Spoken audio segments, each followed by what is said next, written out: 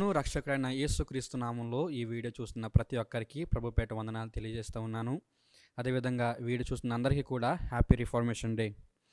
అయితే ఈరోజు మనం అసలు రిఫార్మేషన్ అంటే ఏంటో, అసలు దాన్ని మనం ఎందుకు జ్ఞాపకం చేసుకుంటున్నామో, ఎందుకు మనం దాన్ని జ్ఞాపకం చేసుకోవాలో అన్న విషయాన్ని గురించి మనం ఈరోజు తెలుసుకుందాం. అయితే ఈ రిఫార్మేషన్ని మనం తెలుగులో సంస్కరణ అంటాం. సంస్కరణ ఏంటి అని మనం ఒకసారి ఆలోచించినట్లయితే, ఒక మాటలో మనం చెప్పాలంటే తిరిగి బైబిల్ దగ్గరికి వెళ్ళడం అన్నమాట. లేకపోతే ఇంకో మాటలో మనం ఒకసారి చెప్పాలనుకుంటే, తిరిగి సువార్తను ఆధారం చేసుకోవడం, సువార్తను తిరిగి మనం జ్ఞాపకం చేసుకొని దాన్ని వెంబడించడం అన్నమాట. అయితే మనం అనుకోవచ్చు, అసలు సంస్కరణ ఎందుకు, అసలు మనం దాన్ని ఎందుకు జ్ఞాపకం చేసుకోవాలి, అసలు ఏం జరిగింది, ఎవరి మధ్య జరిగింది అని ఒకసారి ఆలోచించినట్లయితే, ఈ రిఫర్మేషన్ అనేది ఇద్దరి మధ్య జరిగింది. ఒకటి ఏంటంటే రోమన్ క్యాథలిక్ సంఘానికి, అదేవిధంగా దానికి వ్యతిరేకంగా నిలబడ్డ మార్టిన్ లూథర్ అనే వ్యక్తి అనమాట. అయితే ఈ రోమన్ క్యాథలిక్ సంఘానికి వ్యతిరేకంగా ఎందుకు ఈ యొక్క వ్యక్తి నిలబడ్డాడు, ఈ మార్టిన్ లూథర్ అనే వ్యక్తి ఎందుకు దానికి వ్యతిరేకంగా నిలబడ్డాడు అని మనం ఒకసారి ఆలోచించినట్లయితే, రోమన్ క్యాథలిక్ సంఘం ఆ రోజుల్లో ఎన్నో అబద్ధ బోధలు ప్రకటిస్తూ ఉన్నది. బైబిల్ ఏదైతే చెప్తుందో దాన్ని పక్కన పెట్టి వాళ్ళు సొంతంగా కొన్ని ఆచారాలు వాళ్ళు ప్రకటిస్తూ మనుషులకి తెలియజేస్తూ ఉన్నారు. అయితే అది తప్పని గ్రహించిన మార్టిన్ లూథర్ బైబిల్ అసలు ఏం చెప్తుందో దాన్ని గమనించి గ్రహించి వాళ్ళకి వ్యతిరేకంగా నిలబడి ఒక మూమెంట్ అనేది స్టార్ట్ చేయడం జరిగిందనమాట. అయితే ఏం జరిగింది, అసలు ఎందుకు రోమన్ క్యాథలిక్ సంఘం అసలు ఏం చేసింది, ఎందుకు ఆ విధంగా నిలబడ్డాడు ఆ వ్యక్తి అని ఒకసారి ఆలోచించినట్లయితే, మనందరికీ తెలిసిన విషయం, బైబిల్ చెప్తున్న విషయం ఏంటి అంటే, యేసు ప్రభు మనందరి కోసం ఈ లోకానికి వచ్చి మన పాపాల నిమిత్తం ఆయన చనిపోయి తిరిగి లేచి మళ్ళీ మనందరి కోసం తిరిగి రాబోతున్నాడు అనే విషయం మనందరికీ తెలుసు. అదేవిధంగా ఆయన చేసిన త్యాగం వలన అంతకుముందు పాపంలో ఉన్నప్పుడు మనకిని దేవునికి తెగిపోయిన సంబంధం యేసు ప్రభు చేసిన త్యాగం వలన మళ్ళీ కుదర్చబడిందని, సంబంధం మళ్ళీ కలిగిందని మనందరికీ తెలిసిన విషయమే. కానీ ఈ యొక్క రోమన్ క్యాథలిక్ సంఘం వాళ్ళు ప్రకటిస్తున్న మాటలు ఏంటి అంటే, యేసు ప్రభు తిరిగి చనిపోయి తిరిగి లేచి మళ్ళీ మనందరి కోసం రాబోతున్నాడు, అదేవిధంగా మనందరికీ దేవునితో సంబంధం కలిగింది అని చెప్పడం మానేసి, వాళ్ళు మీ పాపాలు పోవాలంటే ముందుగా సంఘంలో ఉన్న ప్రీస్ట్ దగ్గరికి లేకపోతే బిషప్ దగ్గరికి వచ్చి మీ పాపాలు ఒప్పుకొని దానికి తగిన వెల చెల్లించి మీరు సర్టిఫికేట్ తీసుకున్నట్లయితే మీ పాపాలు పోతాయి, మీరు రక్షించబడ్డారు అనే ఒక తప్పుడు బోధను రోమన్ క్యాథలిక్ సంఘం వాళ్ళు ప్రకటించడం జరుగుతూ ఉన్నది. అంటే ఇది సంఘటన ఎలా ఉంది అంటే, రోమాలో ఉన్న క్యాథలిక్ సంఘం అనేది మనుషులకి దేవునికి మధ్యవర్తిగా నిలబడింది అనమాట. రెండో విషయం మనం చూసినట్లయితే, వాళ్ళు ఏ తప్పుడు బోధన వాళ్ళు ప్రకటిస్తూ ఉన్నారు అంటే, మీరు రక్షించబడాలి అంటే మీరు వెల చెల్లించాలి, అదేవిధంగా మీరు సర్టిఫికేట్ తీసుకోవాలి, అంత మాత్రమే కాదు కానీ మీరు కొన్ని పుణ్యక్షేత్రాలకి కాలినడకన వెళ్ళి వచ్చినట్లయితే మీరు రక్షించబడతారు అనే తప్పుడు బోధన వాళ్ళు ప్రకటిస్తూ ఉన్నారు. అంత మాత్రమే కాదు కానీ ఇంకొక విషయం మనం చూసినట్లయితే, బైబిల్ చెప్తుంది ఏంటంటే, ఒక మనిషి రక్షించబడిన తర్వాత ఒకవేళ చనిపోతే మళ్ళీ తిరిగి యేసు ప్రభుతో పాటు ఉంటాడు, లేదా దేవునితో పాటు పరలోక రాజ్యంలో ఉంటాడు అని వాక్యం చెప్తా ఉంది. కానీ ఈ యొక్క రోమన్ క్యాథలిక్ సంఘం వాళ్ళు ఏం ప్రకటిస్తున్నారంటే, మనిషి చనిపోయినా కానీ బ్రతుకున్న సమయంలో తను చేసిన పాపాల వలన పరగెట్రి అనే ఒక ప్రాంతంలో, అంటే కొన్ని సంవత్సరాలు లేదా కొన్ని దినాలు ఆ యొక్క పరగెట్రి అనే ప్రాంతంలో తన శిక్షను అనుభవిస్తాడు. ఆ శిక్ష అనుభవించిన తర్వాత దేవుని దగ్గరికి వెళ్తాడు అనే తప్పుడు బోధను ఈ యొక్క క్యాథలిక్ సంఘం వాళ్ళు ప్రకటిస్తూ ఉన్నారు. అంత మాత్రమే కాదు కానీ ఇంకో విషయం మనం చూసినట్లయితే, ఆ రోజుల్లో అందరి దగ్గర పరిశుద్ధ గ్రంథం అనేది లేదు. ఎవరికి సత్యం అంటే ఏంటో తెలీదు, లేకపోతే అసత్యం ఏంటో తెలీదు. ప్రజలు నమ్మేది ఏంటంటే కేవలం ఆ బిషప్ కానీ ప్రీస్ట్ కానీ ప్రకటించిన మాటలు మాత్రమే, అవే వాళ్ళకి సత్యంగా ఉండేవన్నమాట. అయితే ఈ యొక్క విషయాలు గ్రహించిన మార్టిన్ లూథర్ అనే వ్యక్తి సత్యం అంటే ఏంటో లేకపోతే అసత్యం అంటే ఏంటో, బైబిల్ ఏం చెప్తుందో, వాళ్ళు అబద్ధమైన బోధలు ఏమి బోధిస్తున్నారో ఆ విషయాలన్నింటినీ ఆయన పత్రికలో రాసి 95 థిసిస్ స్టేట్మెంట్లుగా ఆయన సంఘం యొక్క డోర్కి అంటించడం జరిగిందనమాట. అంత మాత్రమే కాదు కానీ ఆయన అనేకమైన పత్రికలు ఇంకా రాసి అనేక మందికి ఇవ్వడం జరిగింది. ఈ విధంగా ఈ విధంగా చేయడం వలన అనేక మంది సత్యం అంటే ఏంటో గ్రహించారు. అసలు రోమన్ క్యాథలిక్ సంఘం వాళ్ళు ఏం బోధిస్తున్నారో, బైబిల్ ఏం బోధిస్తుందో, ఇద్దరికి మధ్య ఎంత వ్యత్యాసం ఉందో గ్రహించి ఆ సమయం నుండి రోమన్ క్యాథలిక్ సంఘాన్ని అనేక మంది వ్యక్తులు ప్రశ్నించడం మొదలుపెట్టారు. ఆ విధంగా మార్టిన్ లూథర్ స్టార్ట్ చేసిన ఒక సంస్కరణ అనేది ఇంకా అనేక చోట్ల వ్యాపించడం జరిగిందనమాట. అది అక్టోబర్ 31వ తారీఖున 1517వ సంవత్సరంలో ఈ యొక్క సంస్కరణ అనేది ప్రారంభం అవడం జరిగిందనమాట. అయితే ఈ సమయంలో అనేక మంది సత్యాన్ని తెలుసుకోవడం మొదలుపెట్టారు. అంత మాత్రమే కాదు కానీ ఈ యొక్క రిఫర్మేషన్ వలన ప్రాముఖ్యంగా 5 విషయాలు మనందరికీ తెలియజేయడం జరిగిందనమాట. ఆ సిద్ధాంతాలు లేదా 5 విషయాలు లేదా 5 సిద్ధాంతాలు ఈ యొక్క విషయం ద్వారా మనకి తెలుసుకోవచ్చు. అవి ఏంటి అంటే, ఇంగ్లీష్లో మనం అంటాం ఏమనంటే సోలా స్క్రిప్చురా, సోలా ఫిడే, సోలా గ్రాటియా, సోలా క్రిస్టస్, అదేవిధంగా ఆఖరుగా సోలా డియో గ్లోరియా. అయితే తెలుగులో మనం వీటిని ఏమంటామంటే వాక్యం మాత్రమే, విశ్వాసం మాత్రమే, కృప మాత్రమే, క్రీస్తు మాత్రమే, ఆయన మహిమ కోసం మాత్రమే. ఇవన్నీ మాత్రమే దేనికి అంటే మనకు రక్షణకు కేవలం వాక్యం మాత్రమే, విశ్వాసం మాత్రమే, కృప మాత్రమే, క్రీస్తు మాత్రమే. అదంతా కేవలం దేవుని యొక్క మహిమ కోసం మాత్రమే.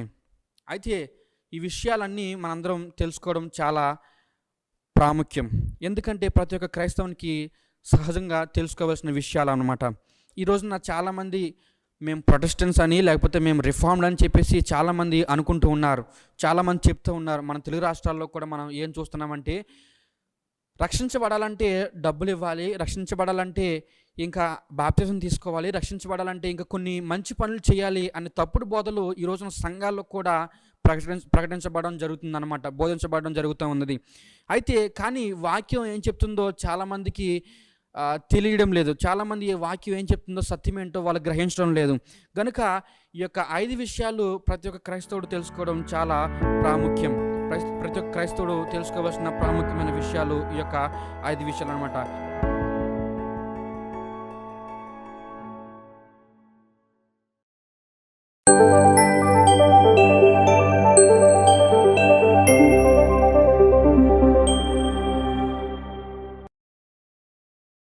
సోలా స్క్రిప్చురా. వాక్యము అంతిమ అధికారం గలది. దేవుని వాక్యము అంతిమ అధికారం కలది అంటే ఏంటి? క్రైస్తవ విశ్వాసానికి, జీవితాన్ని నిర్ణయించి నడిపించడానికి అంతిమ అధికారం అనేది దేవుని వాక్యానికి మాత్రమే ఉంది. క్రైస్తవ జీవితం మొత్తం కూడా దేవుని వాక్యం మీద మాత్రమే ఆధారపడి ఉందని చెప్పేసి దీని అర్థం లేదా సారాంశం. దేవుని వాక్యం కాకుండా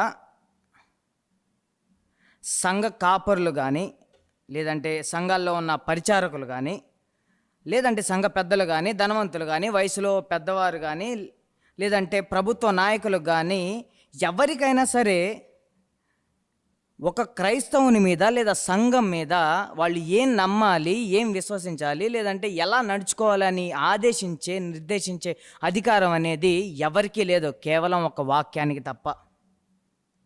ఇప్పుడు ఎందుకు దాని గురించి అంతగా పట్టుబట్టి చెప్పాల్సి వస్తుంది? అసలు అవసరం ఏంటి?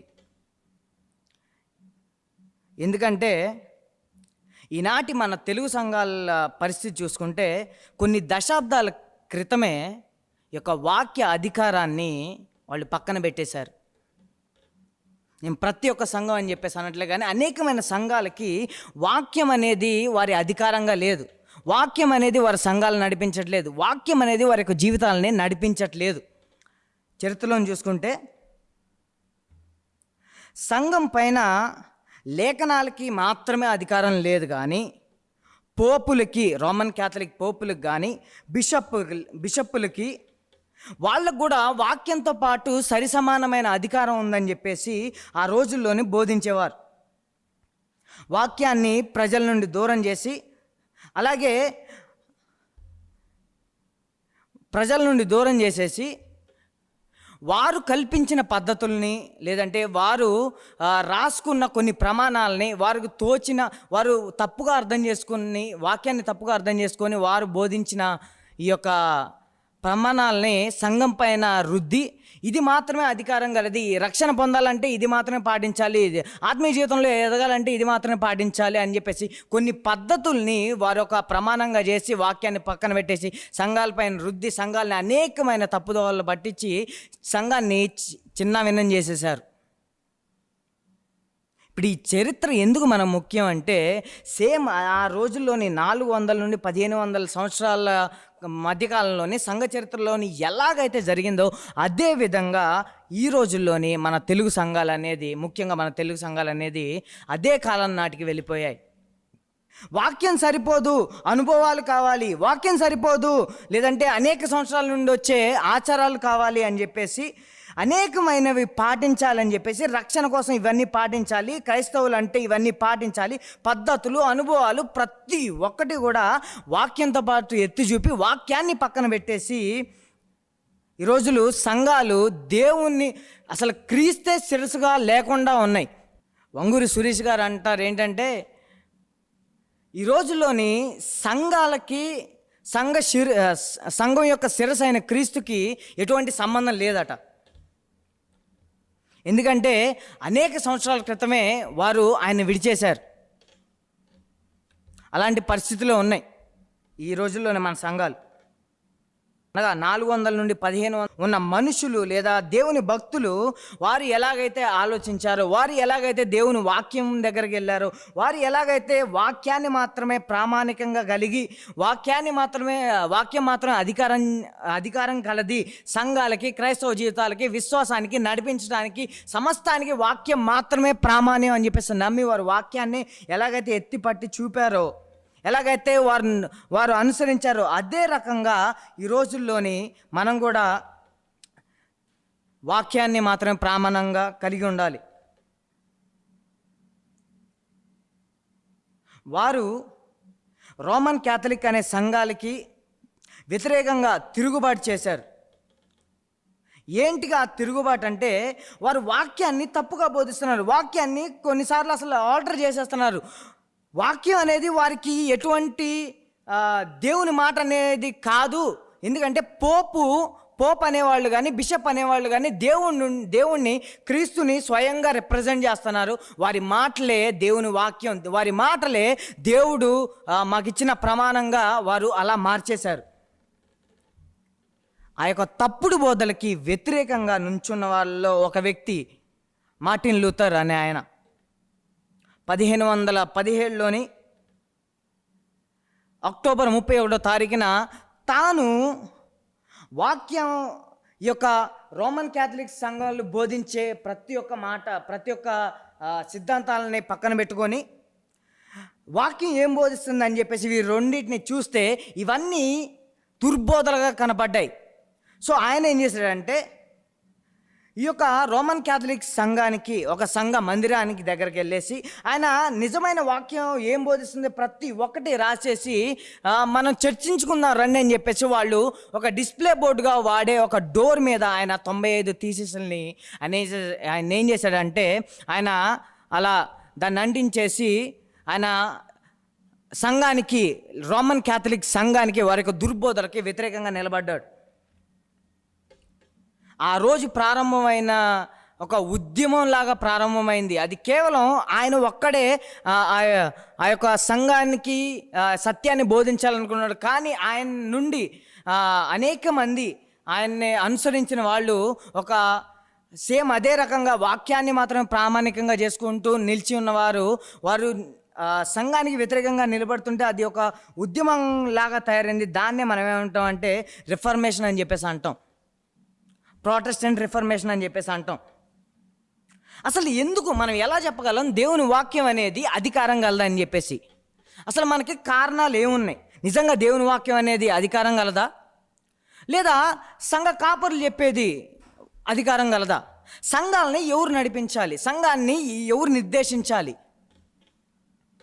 వీటన్నిటికీ మనకు ఈ ప్రశ్నలన్నిటికీ మనకు జవాబు కావాలంటే మనం కేవలం వాక్యం దగ్గరకే వెళ్ళాలి. అసలు లేఖనాలు నిజంగా అధికారం కలదా? మనం లేఖనాలను చదివితే లేఖనం అనేది దేవుని మాటలు.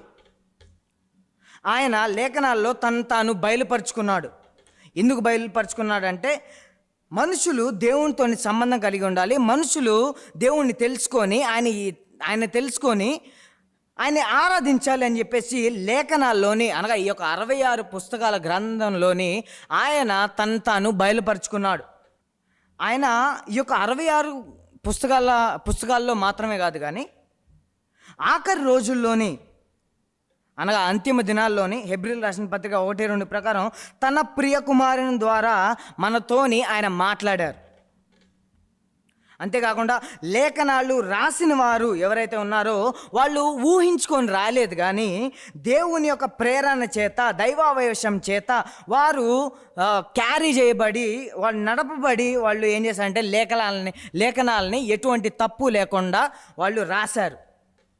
ఈ విషయాన్ని మనం 2 పేతురు 2:21 చూస్తాం. అంతేకాకుండా ఇంకా లేఖనాలు మనం ఆదికాండం నుండి ప్రకటన గ్రంథం వరకు మొత్తం కూడా చదివితే 3800 సార్లు దేవుడు పలికెను, లేదంటే యెహోవా సెలవిచ్చెను, ఇలా అనేకమైన మాటలు ఈ యొక్క ఆదికాండం నుండి ప్రకటన గ్రంథం దాకా మనం చూస్తాం. ఇవన్నీ మనకేం సెలవిస్తాయంటే ఈ యొక్క 66 పుస్తకాలు గల ఈ యొక్క బైబిల్ గ్రంథం అనేది ఏదో ఒక మనుషుని ఆశ నుండి, ఉద్దేశం నుండి లేదా కల్పించి రాయబడింది కాదు. ఇది దేవుని మాటలు అని చెప్పేసి మనం, దేవుని యొక్క అధికారం కలిగిన మాటలు అని చెప్పేసి మనం చూస్తాం. ఇవి మొత్తం కూడా లేఖనాలు అనేవి దేవుని ప్రత్యక్షత మనుషులకి ఇచ్చింది. ఆయన మాట అధికారం కలిగింది, ఆయన మాట నమ్మదగినది, ఎందుకంటే ఆయన నమ్మదగినవాడు కాబట్టి. ఆయన మాటల్లోని స్పష్టత అనేది ఉంటుంది. ఆయన మాటలు సత్యమైనవి, ఎందుకంటే ఆయన సత్యవంతుడు కాబట్టి. అలాంటి ఆయన మాటలను సంఘాలు అనేవి పక్కన పెడితే ఆయన పక్కన పెట్టినట్లే. ఆయన వాక్యాన్ని తృణీకరిస్తే ఆయన తృణీకరించినట్లే. ఆయన వాక్యం సరిపోదు, మాకు ఇంకా ఆచారాలు, లేదంటే పద్ధతులు, లేదంటే అనుభవాలు, లేదంటే అద్భుతాలు ఇవన్నీ కావాలంటే ఆయన మాకు సరిపోడు అని చెప్పేసి సంఘాలు ప్రకటిస్తున్నట్లు. ఆ రోజుల్లోని చరిత్ర చూసుకుంటే అదే విషయం జరిగింది. ఈ రోజుల్లోని మన తెలుగు సంఘాల్లో కూడా అదే విషయం జరుగుతుంది. అసలు వాక్యం అనేది ఏం బోధిస్తుంది మనకి? దేవుని వాక్యాన్ని నమ్మడానికి నిజంగా అది నమ్మదగిందేనా? నా మాటల కంటే, పాస్టర్ల మాటల కంటే వాక్యం ఏం బోధిస్తుందో చూస్తే మనకి చాలా స్పష్టంగా అర్థమవుతుంది. కాబట్టి వాక్యాన్ని మనం పరిశీలిద్దాం. ఆదికాండం 1:3 ఇలాగ ఉంటుంది ఏంటంటే, దేవుడు వెలుగు కమ్మని పలుకగా వెలుగు కలిగెను. ఈ వాక్యం మనకి ఏం బోధిస్తుందంటే దేవుని మాట ఎంతవంతమైందో మనకు చూపిస్తుంది. శూన్యం నుండి సృష్టి అంతటిని దేవుడు తన కేవలం నోటి మాటతో తయారు చేశాడు. తన నోటి మాటతో తన జీవాన్ని తయారు చేశాడు. తన మాట జీవాన్ని పుట్టిస్తుంది. తన మాట సృష్టి అంతటిని తయారు చేసింది. అది ఎంతో శక్తి కలిగిన మాట. అలాగే నిర్గమకాండం 20:1-2 ఇలా ఉంటుంది. దేవుడు ఈ ఆజ్ఞలన్నీ వివరించి చెప్పెను. నీ దేవుడైన యెహోవాను నేను దాసుల గృహమైన ఐగుప్తులో నుండి నిన్ను వెలుపలికి రప్పించి తిని. ఈ మాట దేవుడు నిర్గమకాండంలోని ఇశ్రాయేలు ప్రజలకు చెప్తున్నాడు. ఏంటంటే, నీ దేవుణ్ణి నిన్ను రప్పించింది నేనే. ఇది పైన వచనంలో 1వ వచనంలో చూసుకుంటే దేవుడి ఆజ్ఞలను వివరించను అని చెప్పేసి అంటున్నాడు. ఈ వాక్యం మనకేం సూచిస్తుందంటే దేవుని వాక్యానికి దైవాధికారం అనేది ఉందని ఖచ్చితంగా ప్రకటిస్తుంది. అలాగే ద్వితీయోపదేశకాండం 4:2 మీ దేవుడైన యెహోవా ఇచ్చిన ఆజ్ఞలను మీకు ఆజ్ఞాపించుచున్నాను. వీటిని గైకొంటి యందు నేను మీకు ఆజ్ఞాపించిన మాటలతో దేనిని కలుపకూడదు, దానిలో నుండి దేన్ని తీసివేయకూడదు అని చెప్పేసి ద్వితీయోపదేశకాండం 4:2 ఉంటుంది. ఇదేం సెలవిస్తుందంటే దేవుని వాక్యం అనేది సంపూర్ణమైనది. దేవుని వాక్యం అనేది అంతిమ అధికారం కలిగింది. దేవుడు ఒకసారి పలికాడు, లేదంటే దేవుడు ఒకసారి ఆదేశించాడంటే దానికన్నా ఇంకొక మాట అనేది లేదు. ఆయన మాట అనేది ఫైనల్. ఆయన మాటకు పైగా ఇంకొక అధికారం అనేది లేదు అని చెప్పేసి ద్వితీయోపదేశకాండం 4:2 మనకు సెలవిస్తుంది. అలాగే కీర్తనలో చూసుకుంటే 119వ కీర్తన 160వ వచనంలో నీ వాక్య సారాంశము సత్యము, నీవు నియమించిన న్యాయ విధులు నిత్యము నిల్చును. ఈ యొక్క వాక్యం సెలవుస్తుంది ఏంటంటే దేవుని వాక్యం అనేది సత్యమైనది. దేవుని వాక్యం అనేది, ఆ సత్యమైన వాక్యం అనేది నిరంతరం నిల్చుచున్నది. దేవుని యొక్క లేఖనాలు అనేవి శాశ్వతమైనవి, వాటికి అంతం అనేది లేదు. మనుషుల మాటలు అంతమైపోవచ్చు, మనుషులు కల్పించే పద్ధతులు అంతమైపోవచ్చు, మనుషులు చెప్పే ప్రతి ఒక్క మాటకి సత్యం అనేది లేకపోవచ్చు. కానీ దేవుని వాక్యం అనేది సత్యమైనది, అవి అంతిమ అధికారం కలిగినది, అవి నిత్యము నిలిచేవి. అంతేకాకుండా సామెతలు 30వ అధ్యాయం 5వ వచనంలో చూసుకుంటే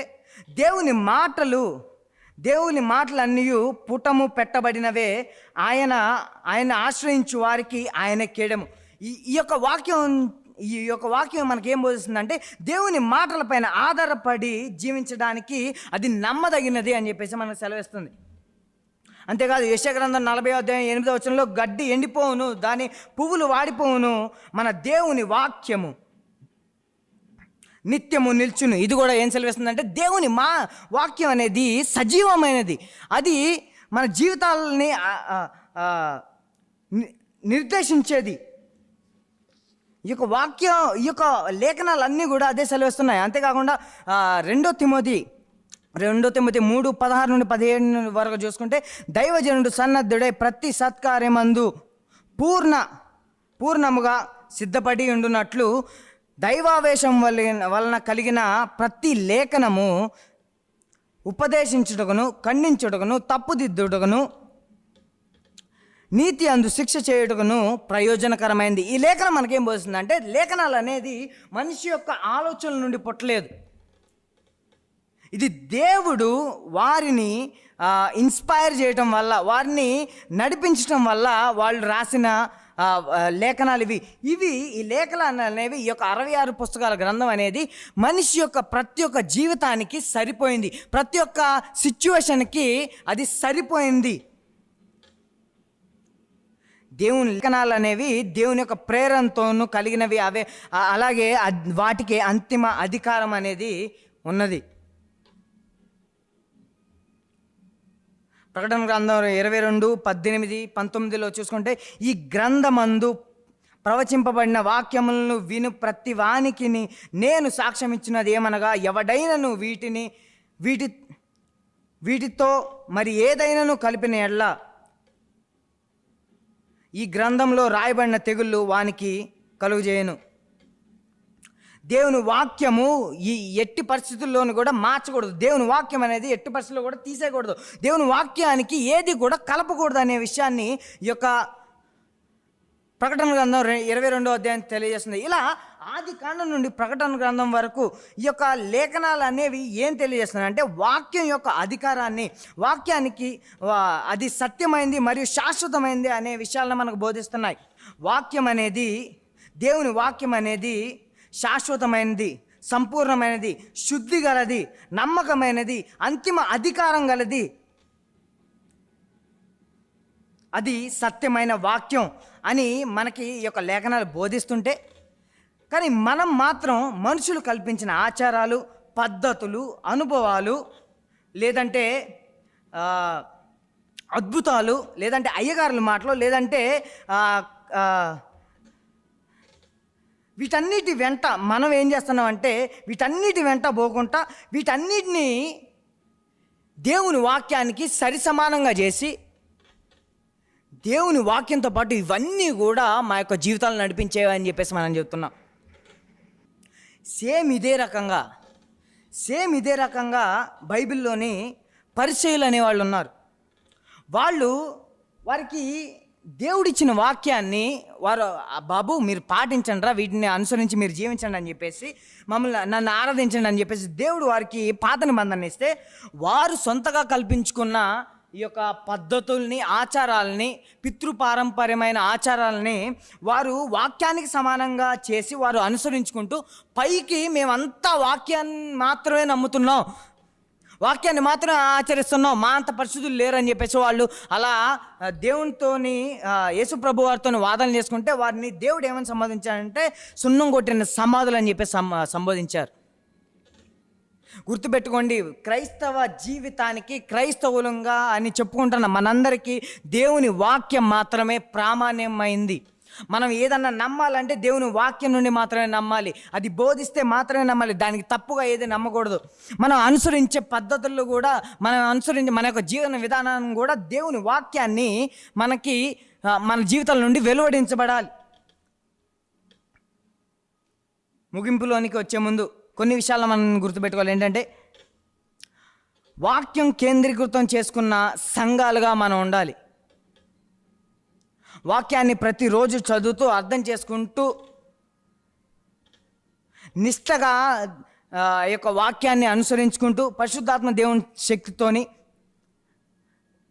ఆయన అధికారానికి లోబడి జీవించాలి. మన ప్రార్థనలు కానీ, సంఘాల్లోని మన ప్రార్థనలు కానీ, పాటలు కానీ, వాక్య ధ్యానాలు కానీ, మన సంఘాల్లోని సంబంధాలు కానీ, మన మాటలు, ఆలోచనలు, నిర్ణయాలు ప్రతి ఒక్కటి కూడా దేవుని వాక్యాన్ని ఆధారం చేసుకొని నడుచుకోవాలి. సంఘ ఆరాధన అనేది సువార్తని ఎత్తి చూపించాలి, వాక్యాన్ని ఎత్తి చూపించాలి, మనుషులను కాదు. సంఘంలోని వాక్యాన్ని బోధించాలి, దేవుని వాక్యాన్ని చదివి అర్థం చేసుకొని ఉన్నట్లుగా బోధించాలి, పెట్టకథలను కాదు. మనం రోజువారీ చేసే నిర్ణయాలు ప్రతి ఒక్కటి కూడా దేవుని యొక్క వాక్యం నుండి రావాలి. సంఘాల్లోని వాక్యాన్ని బోధించాలి. సంఘానికి శిరస్సు క్రీస్తు మాత్రమే, సంఘాన్ని నడిపించేది ఆయన వాక్యం మాత్రమే. నిర్ణయాలు చేయాల్సింది సంఘస్థులు కలిసికట్టుగా మాత్రమే, లోకంలోని పంచాయతీలు చేసే పెద్ద మనుషులు కాదు. వాళ్ళకి సంఘంలోని విషయాలకి ఎటువంటి సంబంధం అనేది లేదు.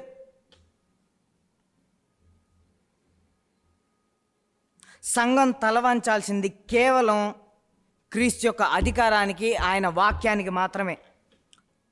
తప్పుడు బోధలు బోధించే పాస్టర్లు కాదు. సంఘం మొత్తం కూడా వాక్యాన్ని ప్రామాణికంగా కలిగి విశ్వాసంలోని ఎటువంటి భిన్నమైన బోధనలను రానివ్వకుండా వాక్యం అనే కంచు గోడతోని సంఘాన్ని కాసుకుంటూ ఉండాలి. ఆఖరిగా మన ప్రమాణం వాక్యం మాత్రమే, మన ప్రయాణం వాక్యంతోనే, గమ్యం ఆయనతోనే.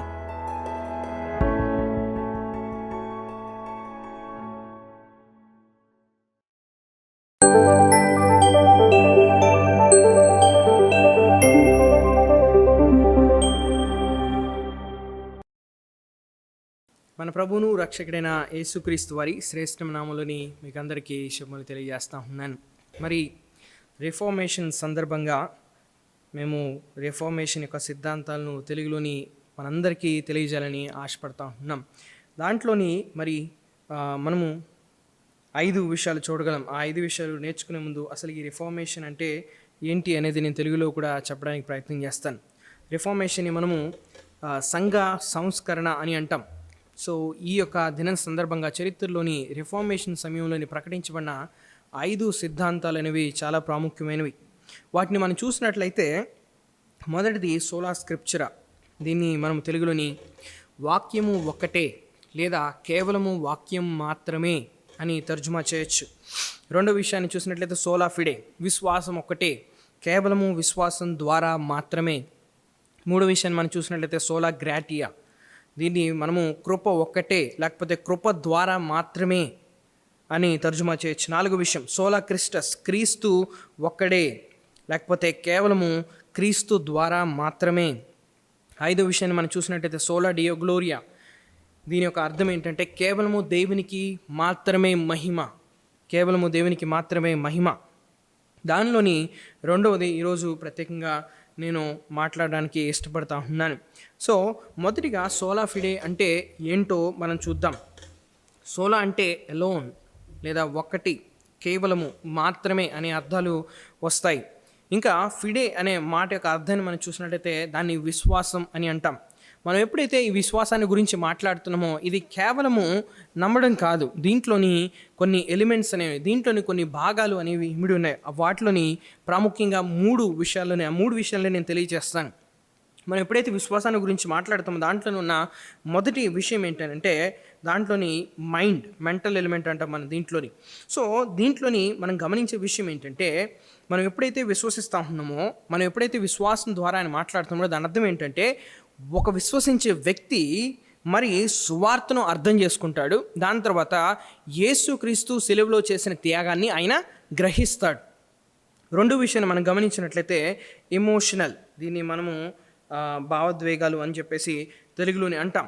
సో ఎప్పుడైతే ఒక వ్యక్తి సువార్తను గ్రహిస్తాడో ఆ వ్యక్తి ఒకవేళ నిజంగా నమ్మితే ఏం జరుగుతుందంటే పాపము నిమిత్తమై ఆయన పశ్చాత్తాపడతాడు, పాపము నిమిత్తమై ఆయన దుఃఖపడతాడు. అదే విధంగా అదే సమయంలో ఏం చేస్తారంటే దేవుడిచ్చిన కృపను బట్టి, దేవుడు చూపిన దయను బట్టి ఆయన సంతోషపడతాడు. మరి విశ్వాసంలో మూడో ఎలిమెంట్ని మనం చూసినట్టయితే వలీషనల్, దీన్ని మనము చిత్తము అని అంటాం.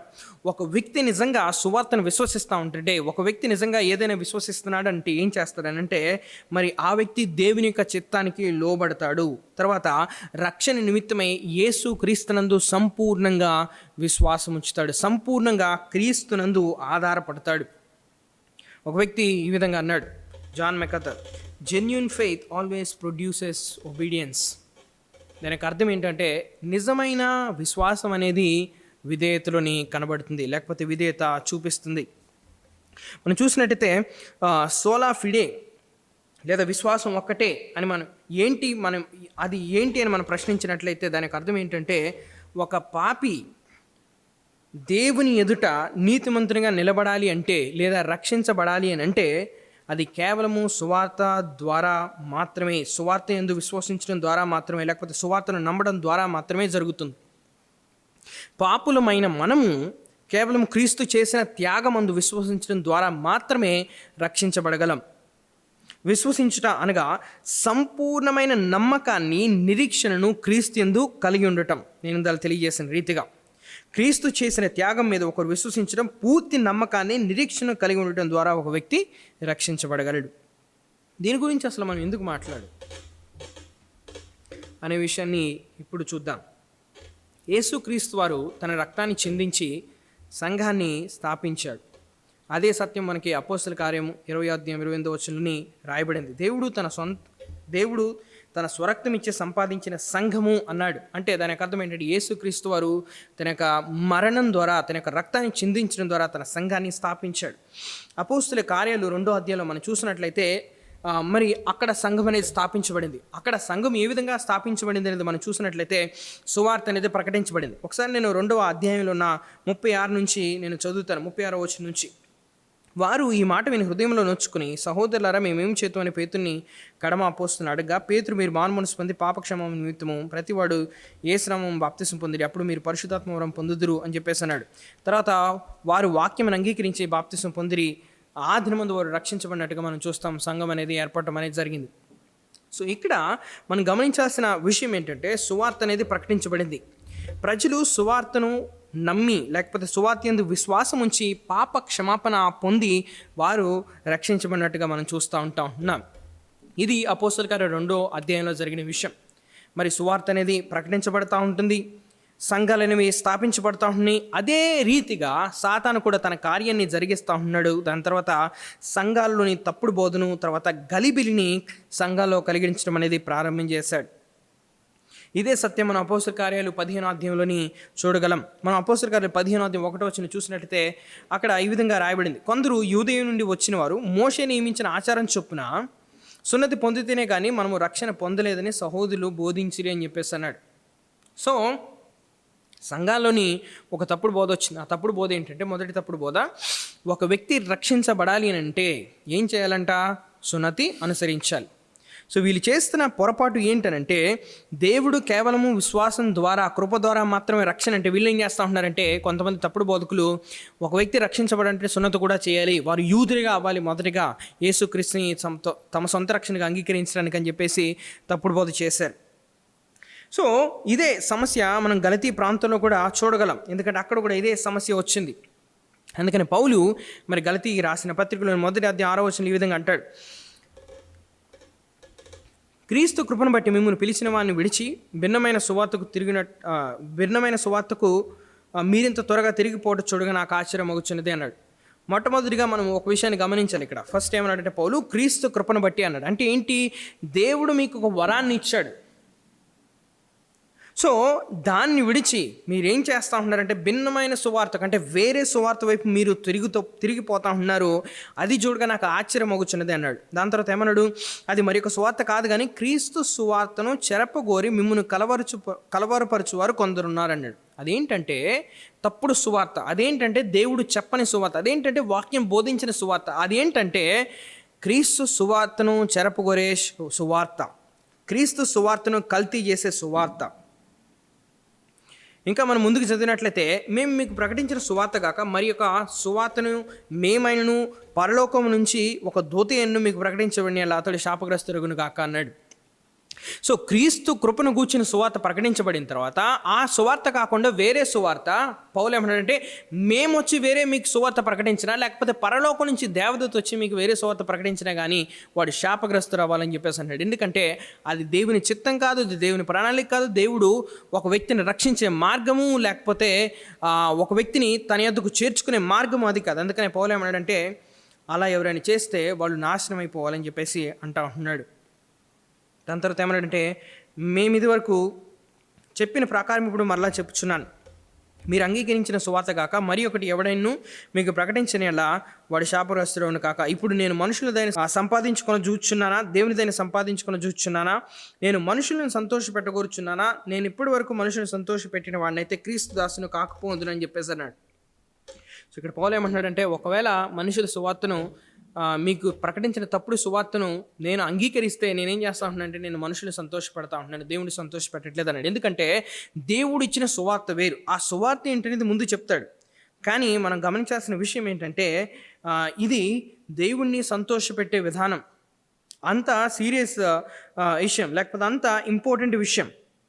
12వ వచనం దగ్గరికి వెళ్తే ఈ మాట చెప్తాడు, ఒక మనిషిని వలన దానిని నేను పొందుకొనలేదు, నాకెవడు దానికి బోధించలేదు, కానీ యేసు క్రీస్తు బయలుపరచడం వలనే నాకు అది లభించిన అన్నాడు. పౌలు చెప్పే సత్యం ఏంటంటే నేను మీకు ప్రకటించిన సువార్త క్రీస్తు కృపను గూర్చి, క్రీస్తు యొక్క దయని గురించి మీకు ప్రకటించిన సువార్త అనేది నాకు దేవుడు తెలియచేశాడని చెప్పేసి. అంటే ఏంటి? ఇది మనుషుని యోచన ప్రకారమైనది కాదు, ఇది మనుషుడు కల్పించిన పద్ధతి కాదు, ఇది దేవుడు అనుగ్రహించిన పద్ధతి, ఇది లేకపోతే దేవుడు పెట్టిన విధి. సో ఏ సువార్త గురించి పౌలు ఇక్కడ మాట్లాడుతున్నాడు? భిన్నమైన సువార్త ఏంటి? ఏ మనిషిని యోచన ప్రకారమైనది? ఏ సువార్త మనిషిని యోచన ప్రకారమైనది? యేసు క్రీస్తు బయలుపరచని సువార్త ఏంటి? 2వ అధ్యాయంలోని దానికి పౌలు సమాధానాన్ని ఇస్తా ఉంటున్నాడు. 14-15 వచనం మనం చూసినట్టయితే అక్కడ చాలా స్పష్టంగా రాశాడు, మనుష్యుడు యేసు క్రీస్తునందరి విశ్వాసం వలనే కానీ ధర్మశాస్త్ర సంబంధమైన క్రియల మూలముగా నీతిమంతులుగా తీర్చబడినని ఎరిగి మనమును ధర్మశాస్త్ర సంబంధమైన క్రియల మూలంగా కాక క్రీస్తునందరి విశ్వాసం వల్లే నీతిమంతులుగా తీర్చబడుచున్నామని యేసు క్రీస్తునందు విశ్వాసం ఉంచి ఉన్నామని చెప్పేసి అన్నాడు.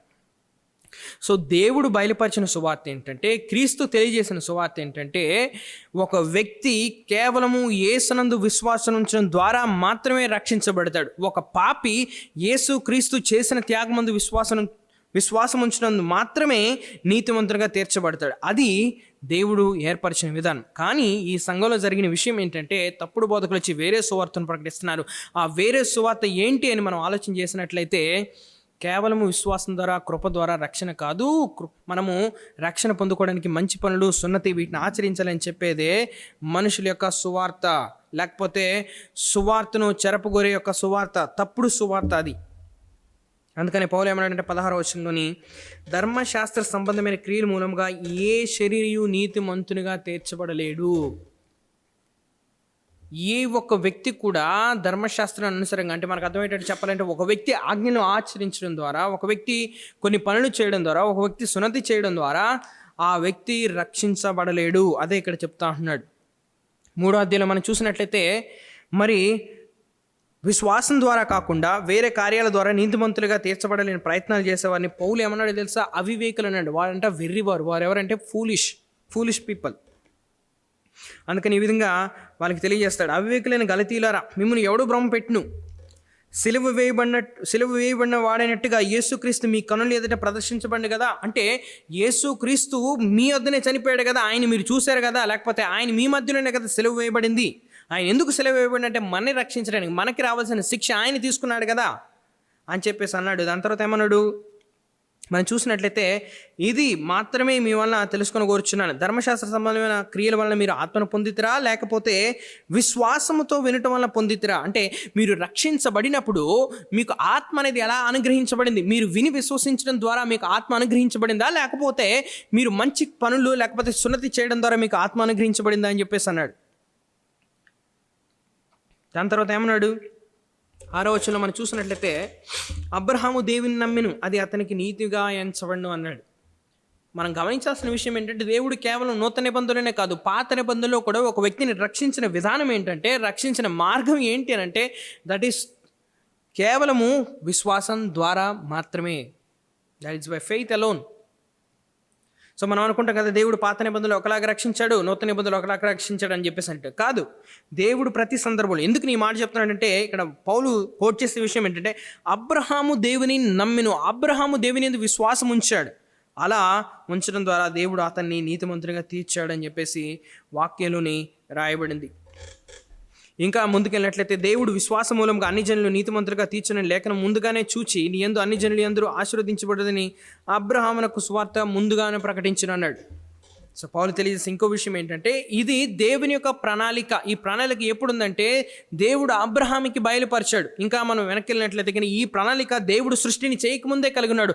ఒక వ్యక్తిని ఏ విధంగా రక్షిస్తాడు అని అంటే, దేవుడు అది కేవలము విశ్వాసం ద్వారా మాత్రమే, కృప ద్వారా మాత్రమే. మనం ఒకవేళ వేరే మార్గాలు అనుసరించినట్లయితే, మనుషుల పద్ధతులను మనం అనుసరిస్తున్నాం, దేవుడు చెప్పిన పద్ధతిని మనము ప్రక్కకి తోసివేస్తూ ఉన్నాం. అంత మాత్రమే కాకుండా క్రీస్తు మరణాన్ని నిరాకరిస్తూ ఉన్నాం. యేసు చేసిన త్యాగము చాలినది కాదు అని చెప్పేసి మనం అంటూ ఉన్నాం. ఒకవేళ మనము రక్షణ అనేది మనం చేసే క్రియల ద్వారా, మనం చేసే మంచి పనుల ద్వారా అంటే మనం ఏం చేస్తామో తెలుసా? సజీవుడైన దేవుడు ఎవరైతే సృష్టిని చేశారో, ఎవరైతే ఎప్పుడు పాపము చేయకుండా నిరంతరము పరిశుద్ధునిగాను పవిత్రగాను ప్రేమమయుడిగా ఉన్న దేవుడు ఈ లోకానికి దిగి వచ్చిన త్యాగాన్ని మనం ఏం చేస్తామంటే తెలుసా, ఇది నా రక్షణకు సరిపోయింది కాదు, అందుకని నేను మంచి పనులు చేయాలని చెప్పేసి ప్రకటిస్తూ ఉంటున్నాం. ఒకవేళ మనము రక్షణ క్రియల ద్వారా మనం చెప్తున్నట్లయితే, గలతీ రాసిన పత్రిక 2:21 ఈ విధంగా తెలియజేస్తాడు, నేను దేవుని కృపను నిరర్ధకం చేయను, నీతి ధర్మశాస్త్రం వలనైతే ఆ పక్షమందు క్రీస్తు చనిపోయినది నిష్ప్రయోజనమే. పౌలు తెలియజేసిన విషయం ఏంటో తెలుసా? ఒకవేళ మనం నీతిమంతులుగా తీర్చబడేది, లేకపోతే ఒకవేళ మనం రక్షణ పొందేది, ఒకవేళ మనము దేవుని ఎదుట మరి నిర్దోషిగా మనం నిలబడాలనేది, ఒకవేళ మనం చేసే ఆజ్ఞల ద్వారా, మనం పాటించే క్రియల ద్వారా, లేకపోతే మనం జీవితంలో చేసే మంచి పనుల ద్వారా మనం అనుకుంటే కనుక, యేసుక్రీస్తు చనిపోయింది నిష్ప్రయోజనం. ఆయన చనిపోయిన దానికి పెద్ద వాల్యూ లేదు. అదే పౌలు చెప్తా ఉంటున్నాడు. ఇదే సత్యాన్ని పౌలు వేరొక పత్రికలో కూడా రాశాడు. ఎఫెసీ రాసిన పత్రికలో కూడా చెప్తాడు, మీరు విశ్వాసం ద్వారా కృపచేతనే రక్షించబడి ఉన్నారు, ఇది మీ వలన కలిగినది కాదు, ఇది దేవుని వరమే, ఎవరిని కూడా అతిశయపడిన వీలు లేదని చెప్పేసి పౌలు తెలియజేశాడు. సో మొదటి శతాబ్దం నుంచి సువార్త అనేక ప్రాంతాలకు వ్యాప్తి చెందింది. సువార్త వ్యాప్తి చెందుతూ ఉండగా 2వ శతాబ్దం నుంచి సంఘాల్లో నెమ్మదిగా తప్పుడు బోధ అనేది మళ్ళా చొరబడింది. వాటిని ప్రముఖంగా మనం చూసినట్లయితే, మరియను పూజించడం, తర్వాత పాస్టర్ ద్వారా లేకపోతే ప్రీస్ట్ ద్వారా, బిషప్ ద్వారా మనకి కృప అందించబడుతుందని బోధించడం, రక్షణ క్రియ ద్వారా అనే బోధలు సంఘాల్లోని చొరబడ్డాయి. 14వ శతాబ్దం వరకు వచ్చేసరికి మరీ దారుణమైన పరిస్థితి సంఘాల్లోని ఏర్పడింది. సంఘాల్లోని పోపు ఏది చెప్తే అదే వేదం, బైబిల్ అనేది అందరికీ అందుబాటులో లేకుండా చేశారు. అందువలన ఏం జరిగిందంటే, వాళ్ళు బోధించిన సిద్ధాంతాలు ఏంటంటే, రక్షణ కొరకు మనము ఇంటెలిజెన్సెస్ తీసుకోవాలి, వాటిని మనం తెలుగులో క్షమాపణ పత్రాలు. సో ఈ క్షమాపణ పత్రాలు అమ్ముకునేవారు. ఒకవేళ ఇప్పుడు నేను పాపం చేశాను అనుకోండి, నా పాపం క్షమించబడాలంటే నేనేం చేయాలంటే, ప్రీస్ట్ దగ్గరికి వెళ్ళి నా పాపాన్ని చెప్పి నేను వివరించినట్టయితే ఆ వ్యక్తి ఏం చెప్తారంటే, నీ పాపం క్షమించబడాలంటే, నీ పాపం క్షమించబడినట్లు నీకు పత్రిక రాసి ఇవ్వాలంటే కనుక పలానా ఇంత వెల చెల్లించు, ఇంత ధనాన్ని అని చెప్పేసి చెప్తాడు. అప్పుడు దాని ద్వారా మన పాపం క్షమించబడే తప్పు బోధన వీళ్ళు చేశారు. ఇంకా మనం చూసినట్టయితే సాక్రమెంట్స్ అనేది, సాక్రమెంట్స్ 7 సాక్రమెంట్స్ ఉన్నాయి. 7 సాక్రమెంట్స్లోని మనం చూసినట్టయితే బాప్తిసం అనేది ఉంది, దాని తర్వాత హోలీ కమ్యూనియన్, లార్డ్ సప్పర్ అనేది ఉంది, ప్రభు భోజనం అనేది ఉంది, దాని తర్వాత సిక్ అనారోగ్యంగా ఉన్న వ్యక్తుల్ని మరి అభిషేకించడం అనేది ఉన్నది. ఇంకా మనం చూసినట్టయితే మ్యారేజ్ అనేది ఉన్నది, వివాహం అనేది ఉన్నది. వీటి ద్వారా మనం వీటిని జరిగించడం ద్వారా మనము దేవుని కృపను పొందుకొనగలం, దేవుని దయను మనం పొందుకొనగలం అని చెప్పేసి వాళ్ళు తప్పుడు బోధన చేశారు. ఇంకా మనం చూసినట్టయితే పెనాన్స్, ప్రీస్ట్ దగ్గరికి వెళ్ళి పాపాలను ఒప్పుకున్నాడు. ఎందుకంటే ప్రీస్ట్ని వాళ్ళు మధ్యవర్తిగా భావించేవాళ్ళు. దేవునికి మనిషికి మధ్యవర్తి ఎవరు అని అంటే ఆ కాలంలోని వాళ్ళు బోధించిన సిద్ధాంతాలు ఏంటంటే ప్రీస్ట్ అంట. ఇంకా మనం చూసినట్టయితే పర్గటరీ అనేది పవిత్రపరచబడే స్థలం. వారి యొక్క సిద్ధాంతం ప్రకారం మనిషి మరణించిన తర్వాత తన పాపాలు పూర్తిగా క్షమించబడకపోతే ఆ వ్యక్తి ఈ స్థలంలోకి వెళ్తాడు. సో ఇక్కడ ఉన్న వ్యక్తి రక్షించబడని ప్రీస్ట్ చెప్పిన ధనాన్ని చెల్లిస్తే బాధను పొందుతున్న వ్యక్తి పరలోకం వెళ్తాడని చెప్పేసి చెప్పేవాళ్ళు. సో ఈ పర్గటరీ సిద్ధాంతం ఏంటి అని అంటే, ఒకవేళ మా కుటుంబంలో ఎవరైనా మరణించారనుకోండి, ఆ మరణించిన వ్యక్తి పర్గటరీలో ఉంటాడు. ఒకవేళ ఆయన పాపాలు పూర్తిగా క్షమించబడకపోతే ఆయన పర్గటరీలోని బాధను పొందుకుంటాడు. దాని తర్వాత ఆయన అదేవిధంగా ఉంటే కనుక ఆయన పాపాలు క్షమించబడకపోతే ఆయన నరకానికి వెళ్తాడనే బోధ చేస్తారు. సో వీళ్ళు ఏం చేసేవాళ్ళంటే ప్రీస్టులు రోడ్ల మీదకి వచ్చేసి, సంఘాల్లోకి వచ్చేసి, ఇదిగో మీ యొక్క కుటుంబ వ్యక్తి, లేకపోతే మీ యొక్క తమ్ముడు, మీ యొక్క భార్య, మీ యొక్క తల్లి, మీ యొక్క తండ్రి చనిపోయి ఆయన పర్గటరీలో ఉన్నాడు, ఎంతో బాధను అనుభవించబోతా ఉన్నాడు, ఆయన పాపాలు క్షమించబడలేదు, కాబట్టి మీరు ధనాన్ని ఇస్తే ఆ పాపాలు క్షమించబడతాయి, వాళ్ళు పరలోకానికి వెళ్ళగలరని చెప్పేసి తప్పుడు సిద్ధాంతాన్ని వీళ్ళు బోధించారు.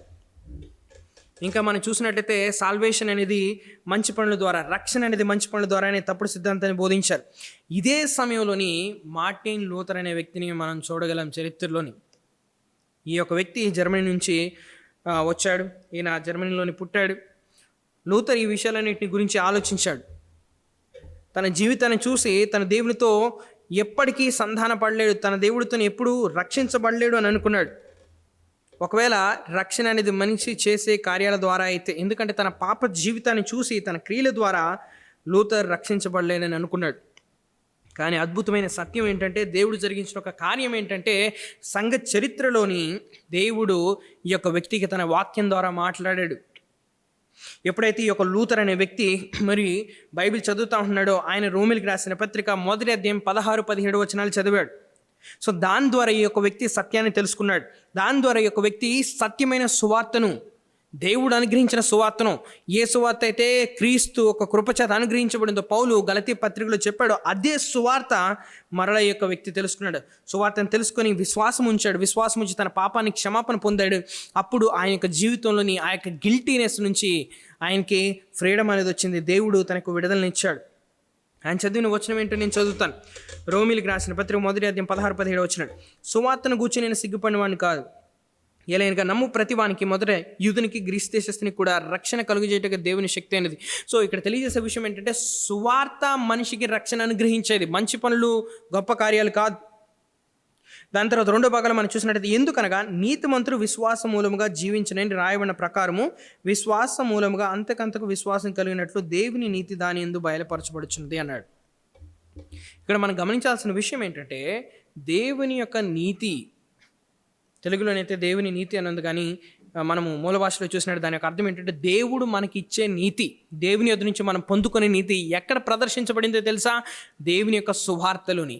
యేసు క్రీస్తు సెలవులో చనిపోవడం ద్వారా అక్కడ దేవుని యొక్క నీతి అనేది కనబడింది. దాని యందు మనం విశ్వసించడం ద్వారా మనము రక్షించబడగలుగుతాం. అదే విషయాన్ని ఇక్కడ పౌలు తెలియజేస్తున్నాడు. ఏంటంటే, ఒక వ్యక్తి నీతిమంతుడిగా పిలువబడాలి అంటే, ఒక వ్యక్తి రక్షించబడాలంటే ఇది ఎలా జరుగుతుందంటే, దేవుని సువార్త యందు విశ్వసించడం ద్వారా. అందుకని ఏమన్నా నీతిమంతుడు విశ్వాస మూలంగా జీవించడు. నీతిమంతుడు కేవలం విశ్వాస మూలంగా రక్షించబడటం మాత్రమే కాదు, కానీ ఆయన జీవించే రీతి కూడా కంటిన్యూస్ యాక్ట్ ఏంటంటే సువార్తను నమ్మడం తన జీవితాంతం కూడా. సో దేవుని వాక్యం లూథర్ చదివాడు. దాని ద్వారా ఆయన మనోనేత్రాలు వెలిగించబడ్డాయి. దేవుడు తన వాక్యం ద్వారా తెలియజేసిన సత్యాన్ని గ్రహించి ఈ వ్యక్తి మారుమనసు పొందాడు. ఈ వ్యక్తి చేసిన విషయం ఏంటంటే, తప్పుడు బోధ చేసే ఆర్సిఎం సంఘానికి, రోమన్ క్యాథలిక్ చర్చ్కి వ్యతిరేకంగా ఆయన 95 థీసిస్ని రాశాడు. వాటిని రాసి సంఘ భవనానికి గోడలపైన అంటించాడు. ఆయన వాక్య ఆధారంగా ప్రకటించిన సత్యం ఏంటంటే, ఒక పాపి మంచి పనుల ద్వారానో, బాప్తిసం తీసుకోవడం ద్వారానో, సంఘంలో వివాహం చేసుకోవడం ద్వారానో, ధనాన్ని ఇవ్వడం ద్వారానో, లేకపోతే ప్రీస్ట్ దగ్గరికి వెళ్ళి పాపాన్ని ఒప్పుకోవడం ద్వారానో, మంచి పనులు చేయడం ద్వారానో, సాక్రమెంట్స్ని పాటించడం ద్వారానో, ప్రభు బలారాధన తీసుకోవడం ద్వారానో, కొండలపైకి వెళ్ళడం ద్వారానో, లేకపోతే పుణ్యక్షేత్రాన్ని దర్శించడం ద్వారానో, గుణదలు వెళ్ళి లేకపోతే ఆ పుణ్యక్షేత్రాల దగ్గరికి వెళ్ళి మరి వారు చేసే మంచి పనుల ద్వారానో ఒక పాపి రక్షించబడలేడు. సింపుల్గా చెప్పాలంటే మనం చేసే మంచి క్రియల ద్వారా మనం రక్షించబడలేం. కేవలం సువార్తను నమ్మడం ద్వారా మాత్రమే, క్రీస్తు చేసిన త్యాగం విశ్వసించడం ద్వారా మాత్రమే ఒక వ్యక్తి రక్షించబడగలడు.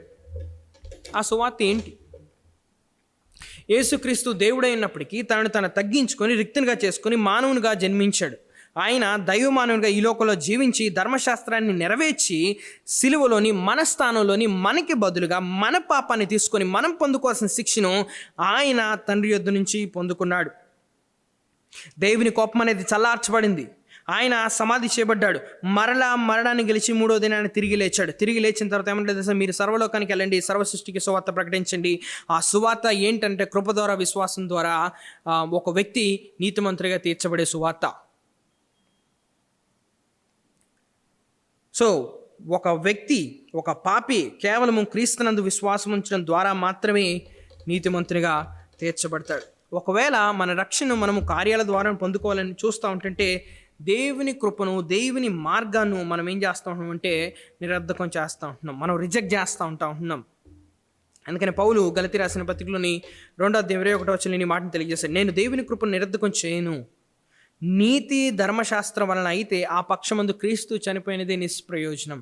సో పౌలు స్పష్టంగా తెలియజేసిన విషయం ఏంటంటే, ఒకవేళ నీతి అనేది, ఒకవేళ రక్షణ అనేది మనం చేసే క్రియల ద్వారా అయితే యేసుక్రీస్తు చనిపోయింది నిష్ప్రయోజనం, దానివల్ల ఉపయోగం ఏం లేదు అని తెలియజేస్తూ ఉన్నాడు.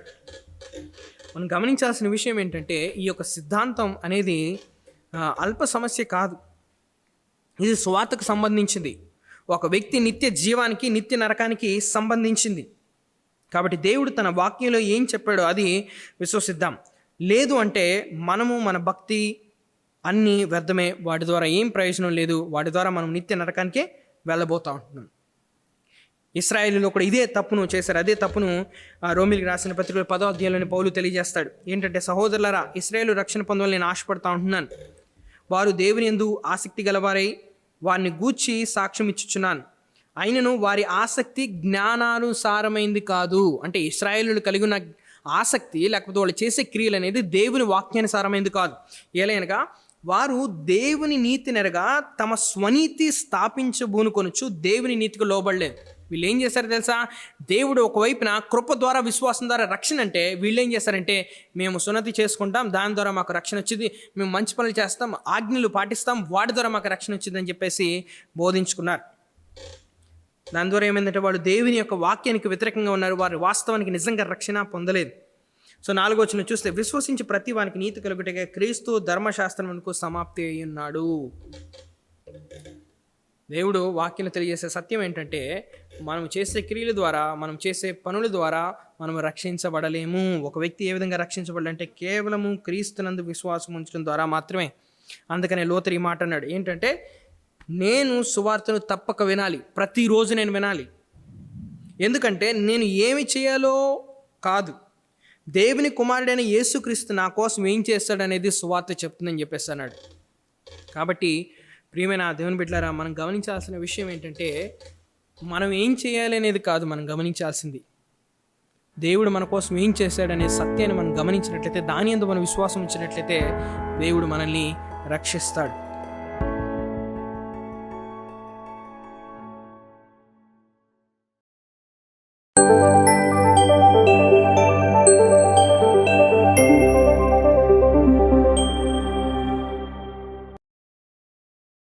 మన ప్రభువును రక్షకుడైన యేసుక్రీస్తు నామంలో ఈ వీడియో చూస్తున్న ప్రతి ఒక్కరికి ప్రభుపేట వందనాలు తెలియజేస్తూ ఉన్నాను.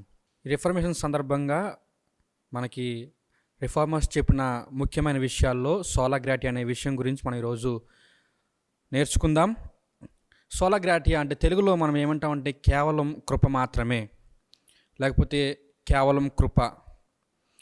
అయితే అసలు మనం ఈ కృప గురించి లేదా ఈ విషయం గురించి ఎందుకు మనం తెలుసుకోవాలి, ఈ సంస్కరణ రోజున ఎందుకు మనం జ్ఞాపకం చేసుకోవాలి అని మనం ఒకసారి ఆలోచించినట్లయితే, సంస్కరణకర్తలు చెప్పిన ముఖ్యమైన విషయాల్లో ఇది కూడా చాలా ప్రాముఖ్యమైన విషయం. అంత మాత్రమే కాదు కానీ ఇది ప్రతి ఒక్క క్రైస్తవుడు తెలుసుకోవాల్సిన విషయం. అదేవిధంగా ఇది మన రక్షణకు సంబంధించిన విషయం అన్నమాట. అయితే బైబిల్ చెప్తుంది కేవలం సువార్త వలన మాత్రమే మనం రక్షణ పొందుకుంటాము. మన రక్షణకు మనం ఏమీ చేయలేము, మనం ఎన్ని పనులు చేసినా మనం రక్షణ పొందలేమని చెప్పేసి మనకి సూటిగాను స్పష్టంగాను బైబిల్ చెప్తా ఉంది. అయితే ఆ బైబిల్లో మొదటి శతాబ్దంలో ఉన్న కొంతమంది వ్యక్తులు సువార్తకి కొన్ని పనులు దానికి యాడ్ చేసి రక్షణ అనేది కేవలం సువార్త వలన మాత్రమే కాదు కానీ ఇంకా కొన్ని పనులు చేయాలని చెప్పేసి చాలామంది అబద్ధ బోధనను ప్రకటించడం జరిగింది. అందులో ఒక ఉదాహరణ మనం చూసినట్లయితే గలతీ సంఘంలో చాలామంది అబద్ధ బోధకులు అన్ని జనులు రక్షించబడడం చూసి వాళ్ళ దగ్గరికి వెళ్ళి, మీరు సువార్తను నమ్మడం వల్ల మాత్రమే రక్షణ కాదు కానీ మీరు ముందు యూదులుగా మారాలి. అది ఏ విధంగా అంటే మీరు సున్నతి పొందడం వల్ల యూదులుగా మారాలి, ఆ తర్వాత మీరు రక్షించబడతారని చెప్పేసి తప్పుడు బోధనను గలతీ సంఘంలో అనేక మంది అబద్ధ బోధకులు ప్రచురించడం జరిగిందనమాట. అదేవిధంగా ఈ యొక్క 16వ శతాబ్దంలో మనం చూసినట్లయితే రోమా సంఘం వాళ్ళు కూడా, అంటే రోమాలో ఉన్న రోమన్ క్యాథలిక్ సంఘం వాళ్ళు కూడా ఈ యొక్క తప్పుడు బోధనను ప్రకటిస్తూ ఉన్నారు. అది రక్షణకు సంబంధించిన విషయం అన్నమాట. అయితే వాళ్ళు ఏం చెప్తూ ఉన్నారు అంటే, మీరు కృప వలన మాత్రమే మీరు రక్షించబడరు కానీ మీరు మీ యొక్క పాపాలని ప్రీస్ట్ దగ్గర ఒప్పుకోవడం వలన, అదేవిధంగా మీ పాపాలకి వెల చెల్లించి ఆ యొక్క పాపక్షమాపణ పత్రం పొందుకోవడం వలన, అదేవిధంగా మీరు పుణ్యక్షేత్రాలకు నడుచుకుని వెళ్ళి రావడం వలన మీరు రక్షణ పొందుకుంటారనే ఒక తప్పుడు బోధను వాళ్ళు ప్రకటించడం జరిగిందనమాట. ఈ యొక్క తప్పుడు బోధను గ్రహించిన సంస్కరణకర్తలు, అందులో మొట్టమొదటిగా మార్టిన్ లూథర్ అనే వ్యక్తి దీనికి విరుద్ధంగా నిలబడి ఏది సత్యమో ఆయన బోధించడం జరిగింది. అయితే సంస్కరణకర్తలు గమనించింది ఏంటంటే, కేవలం కృప వలన మాత్రమే మనం రక్షించబడతామని చెప్పేసి ఆ యొక్క విషయాన్ని వాళ్ళు తెలియజేయడం జరిగింది. అయితే ఈ యొక్క సంస్కరణ అనేది 16వ శతాబ్దపు సంఘం యొక్క ఉద్యమం అనమాట. ఇది రోమన్ క్యాథలిక్ సంఘం యొక్క అవినీతి మరియు బైబిల్ విరుద్ధమైన పద్ధతులకు వ్యతిరేకంగా తిరుగుబాటుగా అనేక విధాలుగా పనిచేసింది. అయితే ఇప్పుడు అసలు ఆ కృప అంటే ఏంటో మనం తెలుసుకుందాం. కృప అనేది పాపుల పట్ల దేవుని యొక్క అనర్ఘమైన అనుగ్రహం అన్నమాట. మరొక మాటలో మనం చెప్పాలంటే, మనం దేనికి అయితే అర్హులం కాదో దానికి మనల్ని దేవుడు అర్హులుగా చేయడం. మనం దేవుని యొక్క దయకు, దేవుని యొక్క కృపకు మనం అర్హులం కాదు. ఎందుకంటే మనందరము పాపులమై ఉన్నాము, పాపపు జీవితాన్ని జీవిస్తూ ఉన్నాము. గనుక మనందరము దేవుని యొక్క ఉగ్రతకు మనం పాత్రులమై ఉన్నాం. కానీ దేవుని యొక్క కృప మనకి ఏం చేసిందంటే, దేవుని కృప వలన మనం ఆ యొక్క రక్షణకు మనం పాత్రులమై ఉన్నాం. దేవుడు మన పట్ల ఆ యొక్క కృపను చూపించడం జరిగిందనమాట. అయితే ఇప్పుడు ఒకసారి సోలా గ్రాటియా అంటే ఏంటి కాదో మనం 3 విషయాలు తెలుసుకుందాం. మొదటిగా, సోలా గ్రాటియా అంటే దేవుడు మన రక్షణ కోసం చాలా పనిని పూర్తి చేశారని, కానీ మనం సహకరించాల్సిన అవసరం కొంచెం మిగిలి ఉంది అని కాదు. ఇది తప్పు. రెండోది ఏంటంటే, సోలా గ్రాటియా అంటే రక్షణకు కొంత భాగం మాత్రమే కృప నుంచి మాత్రమే లభిస్తుందని కాదు. మూడోదిగా, రక్షణకు దేవుని కృప సరిపోదు, మనం కూడా పని చేయాలి అనేది కాదు. అయితే ఇప్పుడు సోలా గ్రాటియా అంటే కేవలం కృప మాత్రమే అంటే ఏంటో తెలుసుకుందాం. మన రక్షణకు అవసరమైన ప్రతి దాన్ని దేవుడు నెరవేర్చాడు. ఇది మనం ఎఫెసీయులకు రాసిన పత్రిక 1వ అధ్యాయం 3వ వచనం నుండి 14వ వచనం వరకు మనం చదివినట్లయితే ఈ విషయం మనకు అర్థమవుతూ ఉంటుంది. మన రక్షణకు అవసరమైన ప్రతి దాన్ని దేవుడు నెరవేర్చాడు. రెండవదిగా, రోమిలికి రాసిన పత్రిక 9వ అధ్యాయం 15వ వచనం 16వ వచనం మనం చూసినట్లయితే అక్కడ దాన్ని బట్టి మనకి ఏమర్థమవుతుందంటే, రక్షణ దేవుని పరిపూర్ణమైన దయగల ప్రేమపై ఆధారపడి ఉంటుందన్నమాట. మూడోదిగా, రోమిలికి రాసిన పత్రిక 8వ అధ్యాయం 29వ వచనం 30వ వచనం మనం చూసినట్లయితే మనకు అర్థమవుతుంది ఏంటంటే, రక్షణ కేవలం దేవునిది. అయితే ఈ రోమాలో ఉన్న సంఘం, రోమన్ క్యాథలిక్ సంఘం ఏం బోధిస్తుందని మనం ఒకసారి ఆలోచించినట్లయితే, వాళ్ళు నమ్ముతారు ఏమనంటే, రక్షణ దేవుని కృప వలన ఉందని నమ్ముతారు మరియు బోధిస్తారు కూడా.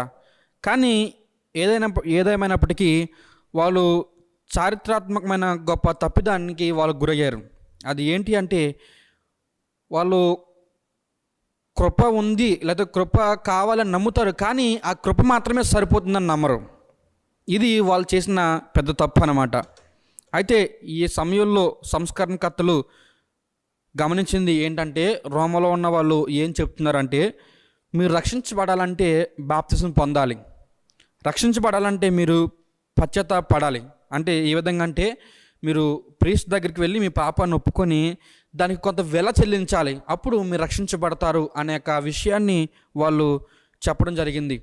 కృపను పక్కన పెట్టి కృప మనకు సరిపోతుందని ఆ యొక్క సత్యాన్ని చెప్పడం మానేసి మీరు బాప్తిసం పొందాలి, బాప్తిసం వలన మనకేం కలుగుతుందంటే, బాప్తిసం ద్వారా రోమ అసలు పాపం నుండి శుద్ధి చేయబడుతుందని వాళ్ళు బోధించారు.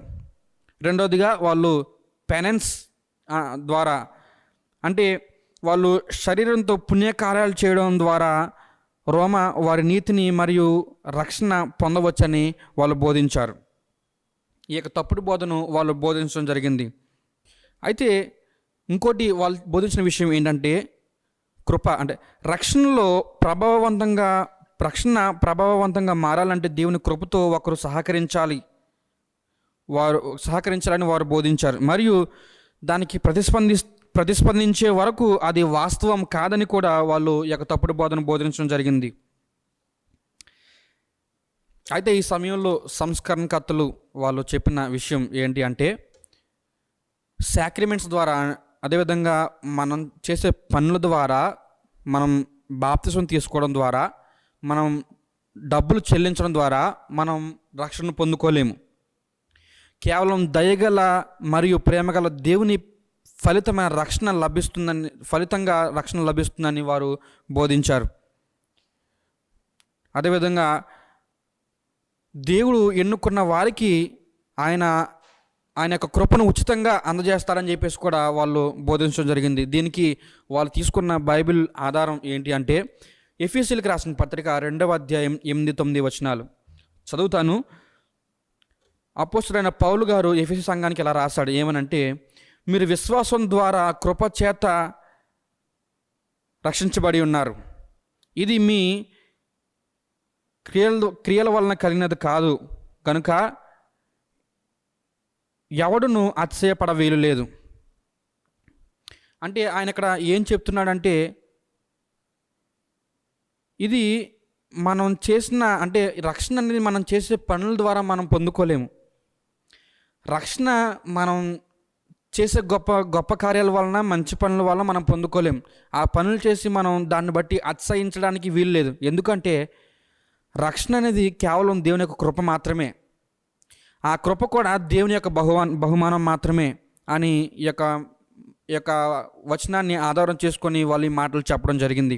అంటే మనం తెలుసుకున్నాం కదా, కృప అంటే ఏంటంటే, కృప మనం దేనికైతే మనం అర్హులం కాదో దానికి మనల్ని దేవుడు అర్హులుగా చేయడం, దేవుడు మనల్ని అర్హులుగా చేయడం. అయితే ఇక్కడ ఈ యొక్క వచనం మనం చూసినట్లయితే, కృప అనేది దేవుని యొక్క బహుమానం. అంటే అది మనం కొనుక్కునేది కాదు, అది మనం ఏదైనా చేసి సంపాదించుకునేది కాదు, అది మన అర్హులమని మనకు వచ్చింది కాదు. అదేదో మనం గొప్పవారమనో లేదా మనకు డబ్బున్న వారమనో, మనకి ఏదో పేరు ప్రఖ్యాతి ఉందని చెప్పేసి అది మనకు వచ్చింది కాదు. ఇది కేవలం దేవుని యొక్క బహుమానం. ఇది కేవలం దేవుని యొక్క బహుమానం మాత్రమే. అంత మాత్రమే కాదు, కానీ మానవ ఎంపిక ద్వారా రక్షణ నిర్ణయాత్మక అంశం అయితే, రక్షణ ప్రాథమికంగా మానవ ప్రయత్నం అవుతుంది, కానీ అది దేవుని యొక్క బహుమానం అవ్వదు. ఇంకోటి ఏంటంటే, మనం రక్షణ పొందాలని అనుకున్నాం, అందుకే మనం రక్షించబడ్డాం అని అనుకుంటే కూడా అది కూడా తప్పు అని వాక్యం చెప్తా ఉంది. అయితే మరొక వచనాన్ని మనం చూసినట్లయితే, ఎఫెసీయులకు రాసిన పత్రిక 2వ అధ్యాయం 1-3 వచనాలు మనం ఒకసారి గమనించినట్లయితే, కృప అనేది దారి తప్పిన వారి పట్ల మరియు పాపంలో చనిపోయిన వారి పట్ల, అదేవిధంగా స్వాభావికంగా దేవుని యొక్క ఉగ్రతకు పాత్రలమైన లేదా దేవుని కృపకు పాత్రలమైన వారి పట్ల దేవునికున్న ప్రేమపూర్వక వైఖరి. కృప దేవుంది, అది మనిషిలో ఉన్నది కాదు, లేదా అది మనిషిది కాదు. అయితే మన పాపం కారణంగా మనం దేవునికి చాలా రుణపడి ఉన్నాం. అంత మాత్రమే కాదు కానీ మనం చాలా దూరం అయి ఉన్నాము, చాలా రుణపడి ఉన్నాము. అది ఆ రుణాన్ని మనం చెల్లించాలి. దేవుని యొక్క న్యాయం ఆ యొక్క రుణాన్ని కోరుతుంది.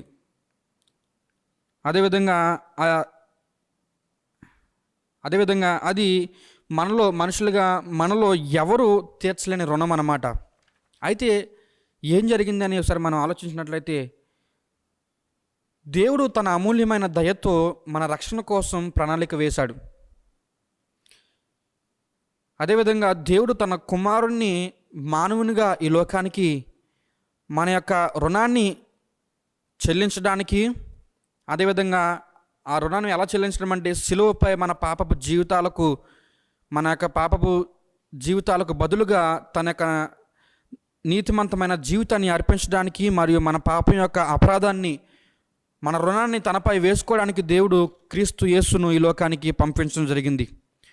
యేసుక్రీస్తు లోకం యొక్క పాపానికి తన పవిత్రమైన అమూల్యమైన రక్తముతో మరియు అదేవిధంగా ఆయన పొందిన బాధ చేత, ఆయన పొందిన మరణం చేత, అదేవిధంగా ఆయన తిరిగి లేవడం వలన మన యొక్క పాపానికి ప్రాయశ్చిత్తం అనేది, మన యొక్క రుణం అనేది చెల్లించబడింది. అది దేవుని కృప ద్వారా మాత్రమే పాపులమైన మనము క్రీస్తు వలన క్షమించబడ్డాము మరియు నీతిమంతులుగా తీర్చబడ్డాం. మనమేదో మంచివారమనో, లేకపోతే మనమేదో గొప్పవారమనో, లేకపోతే మనకేదో పేరు ప్రఖ్యాతి ఉందనో మనం రక్షించబడలేదు. రక్షణ అనేది కేవలం దేవుని యొక్క కృప చేత మాత్రమే. ఒకవేళ మనం రక్షించబడ్డాము, లేదా మీరు రక్షించబడ్డారని ఒకవేళ నమ్ముతున్నట్లయితే అది కేవలం దేవుని యొక్క కృప వలన మాత్రమే. దేవుడు మిమ్మల్ని ఎన్నుకున్నాడు, ఆయన ఉచితమైన కృపను మీ పట్ల చూపించాడు కనుకే మీరు రక్షించబడ్డారు. మీరు ఏదో బాప్తిజం పొందడం వలన మాత్రాన మీరు రక్షించబడలేదు. అయితే ఈ రోజుల్లో కూడా చాలామంది సంఘాల్లో యొక్క తప్పుడు బోధన ప్రకటిస్తూ ఉన్నారు. ఏమనంటే, మీరు బాప్తిజం పొందుకోండి, మీరు రక్షించబడతారు, లేదా మీరు ఉపవాసం ఉండండి, మీరు రక్షించబడతారు, లేదా మీరు మంచి పనులు చేయండి, మీరు రక్షించబడతారు, మీరు మందిరానికి లేదా సంఘానికి రాకపోయినా పర్లేదు, మీ ఇష్టానుసారమైన జీవితాన్ని జీవించండి, కానీ సమయానికి మీరు డబ్బులు ఇచ్చేయండి మందిరానికి, కనుక మీరు రక్షించబడతారు, మీరు చనిపోతే పరలోక రాజ్యానికి వెళ్తారు అనే ఒక తప్పుడు బోధను చాలామంది ఈరోజు సంఘాల్లో బోధిస్తూ ఉన్నారు.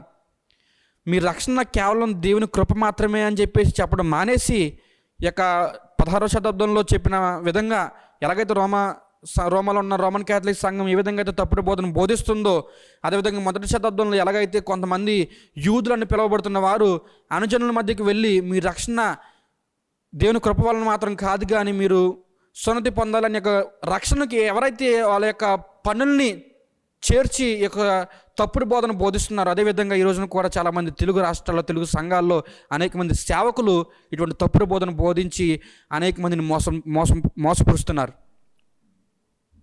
కనుక ఈ రోజున మనం ఈ యొక్క సంస్కరణ రోజున మనం జ్ఞాపకం చేసుకోవాల్సిన విషయం ఏంటంటే, మన రక్షణ అనేది కేవలం దేవుని కృప మాత్రమే. మన మంచి పనుల ద్వారా కాదు, లేదా మనం బాప్తిజం పొందడం వలన మాత్రం కాదు, మనం ఏదో గొప్పవారమని కాదు.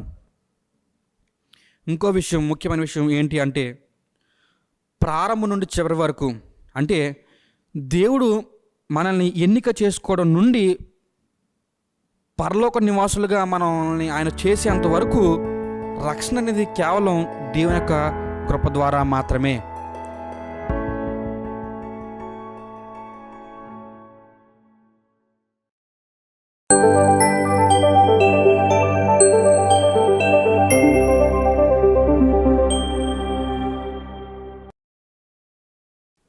మన ప్రభువును రక్షకుడైన యేసుక్రీస్తు వారి శ్రేష్టమైన నామములోని మీకు అందరికీ శుభములు తెలియజేస్తా ఉన్నాను.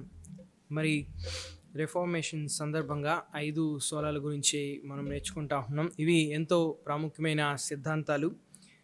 దాంట్లోని మొదటిగా మనం చూసినట్లయితే సోలా స్క్రిప్చర్ అనేది, అంటే కేవలం వాక్యం మాత్రమే. రెండవది మరి సోలా ఫిడే అనేది కేవలం విశ్వాసం ద్వారా మాత్రమే. మూడవది సోలా గ్రాటియా అని, కేవలము కృప ద్వారా మాత్రమే. నాలుగవది సోలా క్రిస్టస్, ఐదవది సోలా డియో గ్లోరియా. మరి ఈరోజు మనము సోలా క్రిస్టస్ గురించి నేర్చుకొనబోతా ఉన్నాం. దాన్ని మనం తెలుగులోని ఆలోచన చేసినట్లయితే, కేవలము క్రీస్తు ద్వారా మాత్రమే, లేకపోతే క్రీస్తు ఒకడే, లేకపోతే క్రీస్తు ద్వారా మాత్రమే రక్షణ అనే యొక్క సిద్ధాంతాన్ని మనము నేర్చుకునబోతా ఉంటున్నాం. మొదటిగా దీని యొక్క అర్థాన్ని చూద్దాం. సోలా అంటే ఒక్కటే లేదా కేవలం అనే అర్థాన్ని ఇస్తూ ఉంటుంది. క్రిస్టస్ అంటే క్రీస్తు అనే అర్థం. సోలా క్రిస్టస్ అంటే కేవలము క్రీస్తు ద్వారా మాత్రమే అని అర్థం. కేవలము క్రీస్తు లేదా సోలా క్రిస్టస్ అంటే ఏమిటి?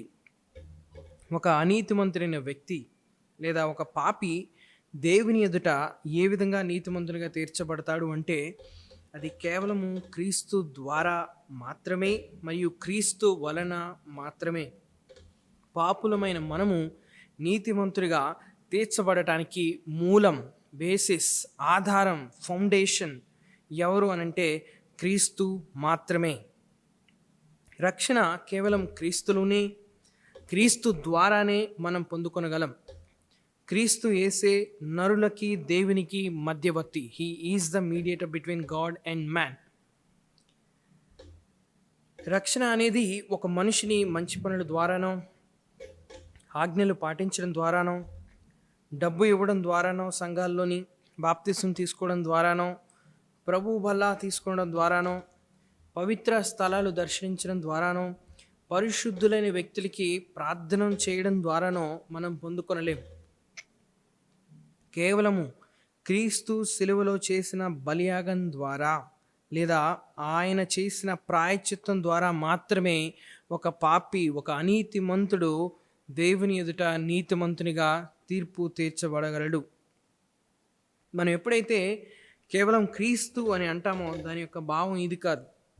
రక్షణ కార్యంలోని త్రిత్వంలో ఉన్న ఇతర వ్యక్తుల యొక్క పని లేక వారి భాగము ఏమీ లేదని మనం చెప్పడం లేదు. కానీ ఒక పాపి నీతిమంతునిగా తీర్చబడడానికి చెల్లించాల్సిన వెల అనేది, చెల్లించాల్సిన పనిష్మెంట్ అనేది, లేకపోతే పాపి పొందుకోవాల్సిన పనిష్మెంట్ అనేది, దేవుని యొక్క ఉగ్రత చల్లార్చడానికి, దేవుని ఎదుట ఒక పాపి నీతిమంతునిగా నిలబడడానికి కేవలము సిలువలో యేసుక్రీస్తు చేసిన త్యాగము చాలినది. క్రీస్తు మనకి బదులుగా మన స్థానాన్ని తీసుకొని లోక పాపమును మోసుకొని పోవు గొర్రెపిల్ల వలె ఆయన వధించబడ్డాడని వాక్యం తెలియజేస్తూ ఉంది. సో రక్షణ అనేది త్రియేక దేవుని యొక్క కార్యం. కానీ మనం ఎప్పుడైతే సోలా క్రిస్టస్ అంటామో దాని యొక్క అర్థం ఏంటంటే మనిషి నీతిమంతుడిగా తీర్చబడటానికి, మనిషి రక్షించబడటానికి, మనిషి దేవునితో సంబంధాన్ని కలిగి ఉండటానికి చేసిన బలియాగం ఎవరిది అని అంటే, ఎవరు చేశారు అని అంటే, ఆ కార్యాన్ని ఎవరు జరిగించారు అని అంటే యేసు క్రీస్తు వారు జరిగించారు. ఆయన వల్లనే, ఆయన ద్వారానే ఒక అనీతిమంతుడైన వ్యక్తి, నువ్వు నేను నిజమైన దేవునితో సంబంధాన్ని కలిగి ఉండగలం. సో దీని గురించి మనం ఎందుకు మాట్లాడాల్సి వస్తుంది? మనం ఆలోచన చేసినట్లయితే సంఘ చరిత్రలోని జరిగిన కొన్ని విషయాలను మనం తెలుసుకోవాలి. అదే విషయాలు ఈరోజు మన రాష్ట్రాల్లోని, మన ప్రాంతాల్లోని, మన సంఘాల్లోని జరుగుతూ ఉన్నాయి. మొదటి శతాబ్దం నుంచి తప్పుడు బోధలు అనేవి సంఘాల్లోని చొరబడ్డాయి. వాటిని అపోస్తులు ఖండించారు. ఆ బోధ పౌలు ఫిలిప్పీకి, గలతీకి రాసిన పత్రికల్లోని, ఎఫెసీ రాసిన పత్రికల్లోని, రోమా రాసిన పత్రికల్లోని ఆయన రాశాడు. ఫిలిప్పీకి రాసిన పత్రిక 3వ అధ్యాయం 1వ వచనం నుంచి మనం పరిశీలన చేస్తే, మెట్టుకు నా సహోదరులారా ప్రభునందు ఆనందించుడి. అదే సంగతులు మీకు రాయట నాకు కష్టమైంది కాదు, మీకు అది క్షేమకరము. కుక్కల విషయమే జాగ్రత్తగా ఉండి, దుష్టులైన పనివారి విషయమే జాగ్రత్తగా ఉండి, ఈ చేదను ఆచరించే వారి విషయమే జాగ్రత్తగా ఉండి అన్నాడు. సో ఇక్కడ మనం ఆలోచన చేసినట్లయితే మనం గమనించాల్సిన ఒక విషయం ఏంటంటే, దేవుని బిడ్డలారా, ఒక తప్పుడు బోధను పౌలు ఇక్కడ ఖండిస్తూ ఉంటున్నాడు. ఆ తప్పుడు బోధ ఏంటి అని అంటే, సున్నతి ఆచరించేవారు సంఘాల్లోని చొరబడి వాళ్ళు చెప్తున్న విషయం ఏంటంటే, మనము రక్షించబడాలి అని అంటే, మన రక్షణ సంపూర్తిగా అవ్వాలి అని అంటే మనకు క్రీస్తు చేసిన త్యాగం మాత్రం సరిపోదు, కానీ మనము సున్నతిని ఆచరించాలి. ఇదే తప్పుడు బోధ గలతీ రాసిన పత్రికలో కూడా తెలియజేయబడింది. గలతీ ప్రాంతంలోని ఇదే తప్పుడు బోధకులు ఉన్నారు. గలతీ రాసిన పత్రిక 2వ అధ్యాయం 14-15 వచనాలు చదువుతాం. మనం జన్మం వలన యూదులమే కానీ అన్ని జనుల్లో చేరిన పాపులము కాము. మనుష్యుడు యేసు క్రీస్తునందు విశ్వాసం వలనే కానీ ధర్మశాస్త్ర సంబంధమైన క్రియల మూలముగా నీతిమంతునిగా తీర్చబడలేడు అని ఇక్కడ తెలియజేయబడుతుంది. తర్వాత ధర్మశాస్త్ర సంబంధమైన క్రియల మూలముగా ఏ శరీరు దేవుని ఎదుట నీతిమంతునిగా తీర్పు తీర్చబడలేడని వాక్యం తెలియజేస్తూ ఉంది. మనం వాక్యాన్ని గమనిస్తే ఈ యొక్క ప్రాంతంలో ఉన్న తప్పుడు బోధ ఏంటి అని అంటే ధర్మశాస్త్ర సంబంధమైన క్రియలు మనం చేయాలి అని చెప్పేసి తప్పుడు బోధకులు బోధిస్తూ ఉన్నారు. మనం రక్షించబడాలి అని అంటే క్రీస్తు త్యాగం సరిపోదు, క్రీస్తు యొక్క కృప, క్రీస్తునందు విశ్వాసం ఉంచడం అనేది సరిపోదు, మనము మంచి కార్యాలు, మనము ధర్మశాస్త్రాన్ని పాటించాలి, దాంట్లో ఇచ్చిన ఆజ్ఞలను మరి సున్నతిని మనం జరిగించాలి, దానివల్లనే మనం రక్షించబడతామని చెప్పేసి తప్పుడు బోధకులు బోధిస్తూ ఉంటున్నారు. సో వాస్తవాన్ని మనం గమనించినట్టయితే సంఘం స్థాపించబడినప్పటి నుంచి కూడా తప్పుడు బోధలు అనేవి ఉన్నాయి. ఇదే తప్పుడు బోధలు మరలా సంఘ చరిత్రలోనూ కూడా మనం చూడగలం. 2వ శతాబ్దం నుంచి ప్రారంభమైంది. దీంట్లోని తప్పుడు బోధలు మనం గమనించినట్లయితే దేవుని కృపను మనము ప్రీస్ట్ ద్వారా లేకపోతే పాస్టర్ ద్వారా, బిషప్ ద్వారా మనం పొందుకుంటామని చెప్పేసి తప్పుడు బోధలు వచ్చాయి. దాని తర్వాత మనం గమనించినట్టయితే సాక్రమెంట్స్ని పాటించడం ద్వారా ఒక వ్యక్తి రక్షించబడతాడనే బోధ వచ్చింది. సాక్రమెంట్స్ని మనం పరిశీలన చేసినట్లయితే ఆర్సీఎంలోని 7 సాక్రమెంట్లు ఉన్నాయి. ఆ 7 సాక్రమెంట్స్లోని మరి బాప్తిస్మం అనేది ఉన్నది, దాని తర్వాత ప్రభు బల్ల అనేది ఉన్నది, దాని తర్వాత వివాహం అనేది ఉన్నది. మరి వీటన్నిటిని మనం పరిశీలన చేస్తే వాళ్ళు వీటన్నిటిని ఎందుకు చేస్తారు అని అంటే వారు ఇచ్చే సమాధానం ఏంటంటే వీటి ద్వారా దేవుని కృపను మనం పొందుకోవచ్చు అని చెప్పేసి చెప్తా వచ్చారు. సో ఇంకా మనం పరిశీలన చేసినట్లయితే పవిత్ర స్థలాలను దర్శించడం ద్వారా మనము రక్షించబడతాము అనే తప్పుడు బోధను వీళ్ళు జరిగించారు. ఇంకా మరి ఇంటెలిజెన్సెస్, దీన్ని మనం తెలుగులో చూసినట్లయితే కనుక క్షమాపణ పత్రాలు, ఇంటెలిజెన్సెస్ క్షమాపణ పత్రాలు అంటాం. సో ఆ కాలంలోని మరి ఒకవేళ ఒకవేళ నేను తప్పు చేస్తే నా పాపం క్షమించబడాలంటే నేను ఏం చేయాలి అని అంటే నేను ప్రీస్ట్ దగ్గరికి వెళ్ళి నేను చేసిన పాపానని చెప్తే నాకు కొంత వెలని ఆయన నిర్ణయిస్తాడు. 1000 రూపాయలు కట్టమంటే 1000 రూపాయలు కడితే నాకు నా పాపాన్ని క్షమించి ఒక పత్రం మీద నీ పాపాలు క్షమించబడ్డాయని చెప్పి రాసిచ్చేవాళ్ళు. ఇంకా మనం చూసినట్లయితే పెనాన్స్ అంటే మనం పాపం చేసినప్పుడు మనం దేవుని దగ్గరికి వెళ్ళి మన పాపాలు ఒప్పుకోవడం కాదు, కానీ మనకి దేవునికి మధ్యవర్తి పోప్ లేకపోతే ప్రీస్ట్ లేకపోతే బిషప్, ఒక పాస్టర్గా ఉన్నాడు. సో ఆయన దగ్గరికి వెళ్ళి మన పాపాలు ఒప్పుకోవడం ద్వారా ఆయన మధ్యవర్తిగా ఉండి మన పాపాలను క్షమించబడటానికి మనం ఏం చేయాలనేది ఆయన చెప్తాడు. సో ఇలాంటి వాక్యానికి విరుద్ధమైన వాళ్ళు బోధలు చేస్తూ ఉంటున్నారు. ఇంకా మనం చూసినట్లయితే పర్గటరీ ఏంటి అని అంటే ఇది ఒక స్థలము, పవిత్రపరిచే స్థలం అని చెప్పేసి వాళ్ళు బోధిస్తూ ఉండేవాళ్ళు. ఒక వ్యక్తి చనిపోయిన తర్వాత ఆ వ్యక్తి పరలోకానికి నరకానికి వెళ్ళడు, కానీ పర్గటరీ అనే ప్రదేశానికి వెళ్తాడు. అక్కడ ఆ వ్యక్తి పాపాలు క్షమించబడితే ఆయన పరలోకానికి వెళ్తాడు, ఆ పాపాలు క్షమించబడకపోతే ఆయన నరకానికి వెళ్తాడు. కానీ కొంత సమయం పర్గటరీలో ఉంటాడు. ఈ సమయంలోని ఆ వ్యక్తి పాపాల నిమిత్తమై భూలోకంలో ఉన్న వాళ్ళ కుటుంబస్తులు ఎవరైనా వెల చెల్లిస్తే, డబ్బులు అందిస్తే ఆ విధంగా ఆయన పాపాలు క్షమించబడి ఆయన పరలోకానికి వెళ్తాడని చెప్పేసి తప్పుడు బోధలు వీళ్ళు చేశారు.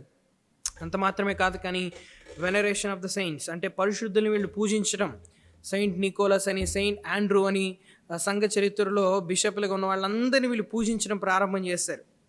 సో వీటి ద్వారా వీళ్ళు రక్షణ పొందుకుంటారు, వీటి ద్వారా వీళ్ళు దేవుని కృపను పొందుకుంటారనే తప్పుడు బోధను చేస్తూ వీరు అనుసరిస్తూ ఉంటున్నారు. కానీ మనం వాక్యాన్ని పరిశీలన చేసినట్లయితే మనకు అర్థమయ్యే విషయం ఏంటంటే ఒక పాపి తనను తాను రక్షించుకొనలేడు. దేవుని వాక్యం ఏం సెలవిస్తూ ఉంటుందంటే ఏ భేదం లేదు, అందరూ పాపం చేశారని దేవుని వాక్యం తెలియజేస్తూ ఉంది. నీతిమంతుని లేడు, ఒక్కని లేడని దేవుని వాక్యం తెలియజేస్తూ ఉంటుంది. సో ఒకవేళ ఒక పాపి తను రక్షించుకోగలిగితే అసలు యేసుక్రీస్తు వారు చనిపోవాల్సిన అవసరమే లేదు. వాక్యం తెలియజేసిన విషయం ఏంటంటే మన మంచి క్రియలు దేవుని దృష్టిలోని మురికి గుడ్డ లాంటివి. ఆ మంచి క్రియల ద్వారా పరిశుద్ధుడైన దేవుడు, పవిత్రుడైన దేవుడు, నీతిమంతుడైన దేవుడు సంతోషపరచబడలేడు. అసలు మనకి దేవునికి మధ్య సంబంధమే లేదన్నప్పుడు మనం చేసే క్రియల ద్వారా ఆయన ఎలా మెప్పు పొందుతాడు? ఎందుకంటే దేవుని వాక్యం చెప్పే విషయం ఏంటంటే మనం మన అపరాధములోని పాపంలోని చచ్చిపోయిన వారు అయి ఉన్నాం. అంటే మనకి దేవునికి మధ్య సంబంధం అనేదే లేదు. అట్లాంటప్పుడు మనం చేసే క్రియల ద్వారా దేవుడు ఎలా మెప్పు పొందుతాడు? సో మనం గమనించాల్సిన విషయం ఏంటంటే మనిషి చేసే క్రియల ద్వారా తను నీతిమంతునిగా పరిశుద్ధుడైన దేవుని ఎదుట ఎంచబడలేడు. It's impossible.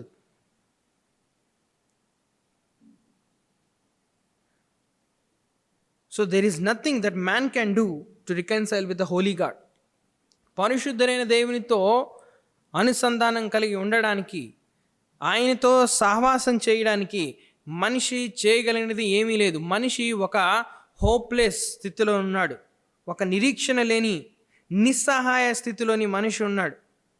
అందుకనే క్రీస్తు మన నిమిత్తం మన స్థానంలోని ఆయన ఈ లోకానికి వచ్చి ఆయన జీవించి ధర్మశాస్త్రాన్ని ఫుల్ఫిల్ చేసి దాన్ని నెరవేర్చి ఆయన మరణించాడు. ఆయన మరణించి సమాధి చేయబడ్డాడు. ఆయన సమాధి చేయబడిన తర్వాత మరలా 3వ దినాన మరణాన్ని గెలిచి తిరిగి లేచాడు. ఆయన తిరిగి లేచామన్నాడంటే సర్వలోకానికి వెళ్ళి సర్వ సృష్టికి సువార్తను ప్రకటించండి. ఈ సువార్త నమ్మిన వారు విశ్వాసం ద్వారా కృపచేత వాళ్ళు రక్షించబడతారని దేవుడు తెలియచేశాడు. మనము దేవుని తెలుసుకోవాలన్నా రక్షణ పొందుకోవాలన్నా అది కేవలము క్రీస్తు ద్వారా మాత్రమే. ఈ యొక్క సిద్ధాంతాన్ని తెలుసుకోవడానికి 4 విషయాలు చూద్దాం. మొదటి విషయం ఏంటంటే క్రీస్తు మధ్యవర్తి. రెండో విషయం ఏంటంటే క్రీస్తు మార్గము. మూడో విషయం ఏంటంటే క్రీస్తు బలి ద్వారా మాత్రమే మనము నీతిమంతునిగా తీర్చబడతాము. 4వ విషయం ఏంటంటే క్రీస్తే మన రక్షణ. క్రీస్తే మన రక్షణ. మొదటి విషయాన్ని చూద్దాం. క్రీస్తు మధ్యవర్తి. క్రీస్తే మధ్యవర్తి. ఎవడును ఎప్పుడునూ దేవుని చూడలేదు.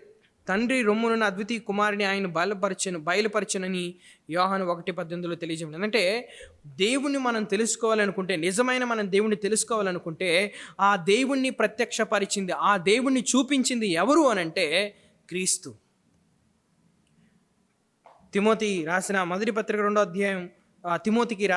పత్రిక 2:5 మనం చూసినట్లయితే దేవుడు ఒక్కడే, దేవునికి నరునికి మధ్యవర్తి ఒక్కడే, ఆయన క్రీస్తు యేసును నరుడు. ఇక్కడ మనం గమనించినట్లయితే దేవునికి మనిషికి మధ్యవర్తి ఒక్కడే అన్నాడు.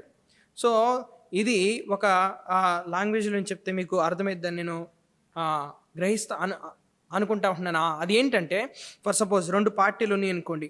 ఆ 2 పార్టీల మధ్య ఎనిమిటీ అనేది ఉంది, 2 పార్టీల మధ్య శత్రుత్వం అనేది ఉంది. రెండింటిని కలపడానికి మధ్యలో ఎవరైనా వచ్చి అటువారితో ఇటువారితో మాట్లాడి వారిని అనుసంధానపరచాలి. సేమ్ లాంగ్వేజ్ అనేది ఇక్కడ. దేవునికి మనిషికి మధ్య సంబంధం అనేది తెగిపోయింది. దేవుడు మనిషిని నుంచి దూరమయ్యాడు పాపం వల్ల. ఈ మనిషిని మరలా దగ్గరికి తీసుకురావడానికి మధ్యవర్తిగా పనిచేసింది ఎవరంటే, ఈ 2 పార్టీస్ని కలిపింది ఎవరనంటే యేసుక్రీస్తు వారు. అది ఎలా జరిగిందో తెలుసా? తన యొక్క రక్తాన్ని చిందించడం ద్వారా. అదే విషయాన్ని 6వ వచనంలో చెప్తాడు. ఈయన అందరి కొరకు విమోచన క్రయధనముగా తన్ను తానే సమర్పించుకొనెను. మనకి దేవునికి సంబంధం లేదు. క్రీస్తు మధ్యవర్తిగా వచ్చాడు. ఆ మధ్యవర్తి అయిన దేవుడు ఏం చేశాడు తెలుసా? ఆయన మనందరి విమోచన కొరకు, ఆయన మన పాప యొక్క క్షమాపణ కొరకు, ఆయన మన యొక్క రక్షణ కొరకు తన ప్రాణాన్ని అర్పించాడు. క్రయధనముగా అంటే వెలగా ఆయన తన ప్రాణాన్ని మన కోసము అర్పించాడు. ఇది క్రీస్తే మధ్యవర్తి అనే విషయం. దాని తర్వాత మనం ఆలోచన చేసినట్లయితే క్రీస్తే మార్గము అనే విషయము మనం చూద్దాం. యేసు నేనే మార్గమును సత్యమును జీవమును, నా ద్వారా తప్ప ఎవడును తండ్రి యొద్దకు రాడు అని వాక్యంలోని తెలియజేశాడు. ఈ యొక్క కాంటెక్స్ట్ని మనం పరిశీలన చేసినట్లయితే యేసుక్రీస్తు వారు చనిపోయబోయే రోజు దగ్గర అవుతా ఉంది. శిష్యులకి ఆయన బోధిస్తూ ఉంటున్నాడు, మీరు నా యందు విశ్వాసం ఉంచండి, నేను వెళ్ళబోతా ఉంటున్నాను, చనిపోతాను, మరలా తిరిగి లేస్తాను, మరలా లేచిన తర్వాత నేను తండ్రి దగ్గరికి వెళ్తానని చెప్పేసి అన్నాడు. అప్పుడు శిష్యులు అడిగారు, ఏమనంటే నువ్వు వెళ్ళిపోతే మేము ఎక్కడికి వెళ్ళాలి, మా జీవితంలో ఏం జరిగిందని ప్రశ్నించినప్పుడు దేవుడు క్రీస్తు వాళ్ళకి ఇచ్చిన సమాధానం ఏంటి తెలుసా? నేనే మార్గం, నన్ను మీరు అనుసరించండి. నేనే సత్యము, నన్ను మీరు నమ్మండి. నేనే జీవమును, నేను మీకు నిత్య జీవం ఇవ్వబోతానని మీరు నా యందు విశ్వాసం ఉంచడం ద్వారా అని చెప్పేసి అన్నాడు. దాని తర్వాత ఏమన్నాడు? నా ద్వారా తప్ప ఎవరిను తండ్రి ఎద్దుకు రాలి. అంటే నిజమైన దేవుని ఎద్దుకు మనం వెళ్ళాలి అని అంటే, సజీవుడైన దేవుని మనం తెలుసుకోవాలని అంటే మార్గం ఎవరు అంటే క్రీస్తు మాత్రమే. There is no other way. మనం ఏమనుకుంటామంటే మనుషులు బోధించే విషయం ఏంటంటే మనం దేవుని దగ్గరికి వెళ్ళడానికి అనేకమైన మార్గాలు ఉన్నాయి అంటాం. దీన్ని మనం బోధించడానికి కొండపైకి వెళ్ళడానికి కొండ చుట్టూ మార్గాలు ఉన్నాయి. సో చాలా మార్గాలు ఉన్నాయి, ఎటు నుంచి వెళ్ళినా కానీ మనం కొండపైకి వెళ్తామని అంటారు. But that is not same thing with the Bible. దేవుని వాక్యాన్ని మనం పరిశీలన చేసినట్లయితే మనకి బైబిల్లోని ఆ బోధ లేదు. దేవుని వాక్యం సెలవిచ్చేది ఏంటంటే కేవలము యేసునందు విశ్వాసం ఉంచడం ద్వారా మాత్రమే, యేసు క్రీస్తు మాత్రమే మార్గం. There is no other way. So అందుకని యేసుక్రీస్తు ఏమన్నాడంటే నేనే మార్గము, నన్ను మీరు అనుసరించండి, నా మార్గంలో నడవండి, నేనేం చెప్పాను మీరు అది చేయండి, నేనే సత్యమును, నేనే జీవమును, నా ద్వారా తప్పితే ఎవరిను రాలేడని చెప్పేసి తండ్రి వద్దకని చెప్పేసి తెలియజేస్తూ ఉన్నాడు. ఇంకా 3వ విషయాన్ని మనం పరిశీలన చేసినట్లయితే క్రీస్తు బలి ద్వారా మాత్రమే మనం నీతిమంతులుగా తీర్చబడతాము. రోమీయులకు రాసిన పత్రిక 3వ అధ్యాయం 20-21 నుంచి. ఏలైనగా ధర్మశాస్త్ర సంబంధమైన క్రియల మూలంగా ఏ మనుషుడు ఆయన దృష్టికి నీతిమంతునిగా తీర్పు తీర్చబడడు. ధర్మశాస్త్రం వలన పాపం ఎటుదో తెలియజేయబడుచున్నది. ఇట్లుండగా ధర్మశాస్త్రమునకు వేరుగా దేవుని నీతి బయలుపడుచున్నది అన్నాడు. సో ఇక్కడ మనం గమనించినట్లయితే పౌలు తెలియజేసే సత్యం ఏంటంటే, ఏ ఒక్క వ్యక్తి కూడా దేవుని ఎదుట తను చేసే క్రియల ద్వారా, తాను పాటించే ఆజ్ఞల ద్వారా నీతిమంతునిగా తీర్చబడలేడు. అది యేసుక్రీస్తునందులి విశ్వాసమునదే నమ్ము వారందరికీ కలుగు చేయి దేవుని నీతి అన్నది. ఏ భేదము లేదు, అందరూ పాపం చేసి దేవుడి గురించి మహిమను పొందలేకపోతున్నారు అన్నాడు. అంటే ప్రతి మనిషి యొక్క స్థితి ఏంటంటే, వారు చచ్చిన స్థితిలోని ఉన్నారు. దేవునికి మనిషికి మధ్య సంబంధం లేదు. మనిషి నిస్సహాయ స్థితిలో ఉన్నాడు. మనుషులందరూ పాపం చేశారు అన్నాడు. కానీ 24వ వచనం చూస్తే మరలా ఈ పాపి అయిన మనిషిని దేవునితో ఎలా అనుసంధానపరిచాడు అనే సత్యాన్ని తెలియజేస్తాడు. చూడండి అక్కడ 24వ వచనం. కాబట్టి నమ్మువారు ఆయన కృపచేతనే క్రీస్తు యేసు నందలి విమోచన ద్వారా అన్నాడు. విమోచన ఎవరి యొద్ద ఉన్నదంటే, విమోచన ఎవరు ఇచ్చారంటే యేసు క్రీస్తు ద్వారా విమోచన అనేది వచ్చింది. అంటే మన యొక్క పాపపు స్థితిలోంచి, దేవుని యొక్క ఉగ్రతలోంచి మనని బయటకు తీసుకొచ్చింది ఎవరనంటే యేసు క్రీస్తు వారు. ఇంకా 26వ వచనం కూడా చదివినట్లయితే, క్రీస్తు యేసు రక్తమునందలి విశ్వాసము ద్వారా ఆయన కరుణాధారముగా బయలుపరిచినన్నాడు. అంటే యేసుక్రీస్తు తన యొక్క రక్తాన్ని చిందించడం ద్వారా మనము రక్షించబడ్డాం. యేసుక్రీస్తు తన యొక్క రక్తాన్ని చిందించడం ద్వారా మనము విమోచించబడ్డాం అనే సత్యాన్ని ఇక్కడ తెలియజేస్తూ ఉంటున్నాడు. ఇంకా మనం పరిశీలన చేసినట్లయితే హెబ్రీయులకు రాసిన పత్రిక 9:27-28 వచనాల్లో కూడా ఒక చక్కని సత్యాన్ని తెలియజేస్తాడు. మనుషులు ఒక్కసారి మృతి పొందవాలని నియమించబడిను, ఆ తర్వాత తీర్పు జరుగును. అలాగనే క్రీస్తు కూడా అనేకుల పాపమును భరించుటకు ఒక్కసారి అర్పించబడి తన కొరకు కనిపెట్టుకొని వారి ఉండి రక్షణ నిమిత్తం పాపం లేకుండా రెండోసారి ప్రత్యక్షము. ఇక్కడ చూసినట్లయితే క్రీస్తు అనేకుల పాపముల కొరకు చనిపోయిన అన్నాడు. అంటే ఒక మనిషి ఎలా రక్షించబడగలడంటే, క్రీస్తు మన కోసం చనిపోయాడు కాబట్టి మనం రక్షించబడగలం. మన పాపాలు ఆయన తీసుకున్నాడు కాబట్టి మనము నీతిమంతులుగా తీర్పు తీర్చబడగలం. సో అదే విషయాన్ని ఇక్కడ తెలియజేస్తూ ఉంటున్నాడు. ఇదే సత్యాన్ని గలతీలు రాసిన పత్రికలోను, తర్వాత రోమిలి రాసిన పత్రికలోను తెలియజేస్తూ ఉన్నాడు. రోమిలి రాసిన పత్రిక 5వ అధ్యాయం 1-2 వచనాలు. కాబట్టి విశ్వాసం మూలమున మనము నీతిమంతులుగా తీర్చబడి, అంటే మనము నమ్మడం ద్వారా నీతిమంతులకు తీర్పు తీర్చబడతా ఉంటున్నాయి. ఏం నమ్మాలి? మన ప్రభు అయిన యేసుక్రీస్తు ద్వారా దేవునితో సమాధానం కలిగి ఉన్నామన్నాడు. సో మనము దేవునితో సమాధానం ఎలా కలిగి ఉన్నామంటే, మనము దేవునితో ఎలా సంబంధం పొందుకున్నామంటే అది కేవలము క్రీస్తు ద్వారా మాత్రమే. త్రూ క్రైస్ట్ అనే మాట ఇంగ్లీష్లో వాడబడింది. అంటే మనము దేవుని దగ్గరికి రావడానికి మార్గం ఏంటి అని అంటే, ఎవరు అనంటే యేసుక్రీస్తు వారు. అంత మాత్రమే కాదు కానీ 2వ వచనంలో చూసినట్లయితే, మరియు ఆయన ద్వారా మనము విశ్వాసం వలన ఈ కృప యందు ప్రవేశం గలవారమై అందులో నిలిచిండు. అంటే మనము రక్షించబడటం మాత్రమే కాదు కానీ ఆ రక్షణను మనం కొనసాగించడానికి కూడా మనకు సహాయం చేసేది, మన జీవితాన్ని నడిపించేది ఎవరు అనంటే అది క్రీస్తే. సో 4వ విషయాన్ని చూసినట్లయితే, క్రీస్తే మన రక్షణ. తీతుకు రాసిన పత్రికలో ఇది సత్యాన్ని తెలియజేస్తారు. 2వ అధ్యాయం 12-13 వచనాలు, 14 వచనాలు. అనగా మహాదేవుడును మన రక్షకుడైన అన్నాడు. మనల్ని రక్షించింది ఎవరనంటే క్రీస్తు. పాపం అనే బంధకములోని, శాపం అనే బంధకంలోని, నిత్య నరకం అనే బంధకంలోని, దేవుని యొక్క ఉగ్రతను పొందుకోవాల్సిన స్థితిలో మన కోసము చనిపోయింది ఎవరంటే, మన కోసం తన ప్రాణాన్ని పెట్టింది ఎవరంటే యేసుక్రీస్తు వారు. అందుకనే మన రక్షకుడు అని ఇక్కడ యేసుక్రీస్తు వారు పిలువబడ్డారు. ఇంకా ముందుకు చదివినట్లయితే, ఆయన మనల్ని విమోచించను అన్నాడు. ఆయన మనల్ని విమోచించడానికి తనను తాను అర్పించుకుని అన్నాడు. హెబ్రీయులకు రాసిన పత్రిక 5వ అధ్యాయం 9వ వచనం చదివితే, మరియు ఆయన సంపూర్ణ సిద్ధి పొందినవాడే మెల్కీసెదెకు క్రమంలో చేరిన ప్రధాన యాజకునిగా దేవుని చేత పిలువబడి తనకు విధేయులైన వారందరికీ నిత్య రక్షణకు కారకుడు ఆయను అన్నాడు. ఇంగ్లీష్లో మనం చూస్తే, he is the source of our salvation. యేసుక్రీస్తు వారు మన రక్షణకు కారకులు. మన రక్షణకు ఆయనే మూలం, ఆయనే కార్నర్స్టోన్, మూలరాయి ఆయనే.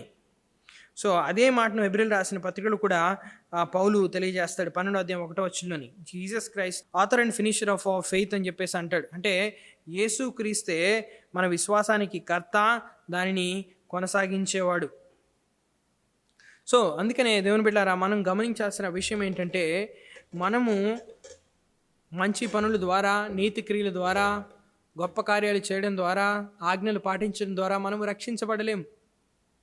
మనందరం పాపంలో పడిపోయినాం, మనందరము శిక్షకు అర్హులము, మనందరము నిస్సహాయ స్థితిలో ఉన్నాము, మనందరము మరి హోప్లెస్ స్థితిలో ఉన్నాము. అందుకనే దేవుడు తనంతట తానే దిగి వచ్చి మన కోసం అన్నీ చేశాడు. మనము విశ్వసించడం ద్వారా, ఆయన కృప ద్వారా మనము రక్షించబడగలం. లూథర్ అందుకనే ఈ మాట రాశాడు, ఏమనంటే, I must listen to the gospel, it tells me not what I must do but what Jesus Christ the son of God has done for me. తెలుగులో మనం చూసినట్లయితే లూథర్ ఈ విధంగా అన్నాడు, నేను సువార్తను వినాలి, ప్రతిదినం నేను వినాలి. ఎందుకనంటే నేను ఏం చేయాలో కాదు, కానీ దేవుని కుమారుడైన యేసుక్రీస్తు నా కోసం ఏం చేశాడు అనేది సువార్త తెలియచేస్తుందనే సత్యాన్ని లూథరు తెలియజేశాడు. కాబట్టి దేవుని బిడ్డలారా, మనం గమనించాల్సిన విషయం ఏంటంటే, మన రక్షణ, మనకు మధ్యవర్తి, మనం పాపాలు క్షమించబడటానికి, మన నీతిమంతులుగా తీర్చబడటానికి మనకి ఎవరు కావాలంటే క్రీస్తు మాత్రమే. సో మనం సోలా క్రిస్టస్ అన్నప్పుడు, క్రీస్తు ఒక్కడే అన్నప్పుడు దానికి అర్థం ఏంటంటే, అనీతిమంతులమైన మనము, పాపులమైన మనము, దుష్టులమైన మనము, నరకానికి వెళ్ళాల్సిన మనము, దేవుని ఉగ్రతను పొందుకోవాల్సిన మనము ఏ విధంగా ఒక పరిశుద్ధులైన దేవుని ఎదుట నీతిమంతులుగా తీర్చబడతామంటే, ఆయన కుమారులుగా ఏ విధంగా పిలువబడతామంటే కేవలము క్రీస్తు వలన, క్రీస్తు ద్వారా, ఆయన మన కోసం మన స్థానంలో చేసిన త్యాగం ద్వారా. కాబట్టి ఈ సువార్తనందు విశ్వసించండి, మీరు ఆయన కృప చేత మీరు కూడా రక్షించబడతారు.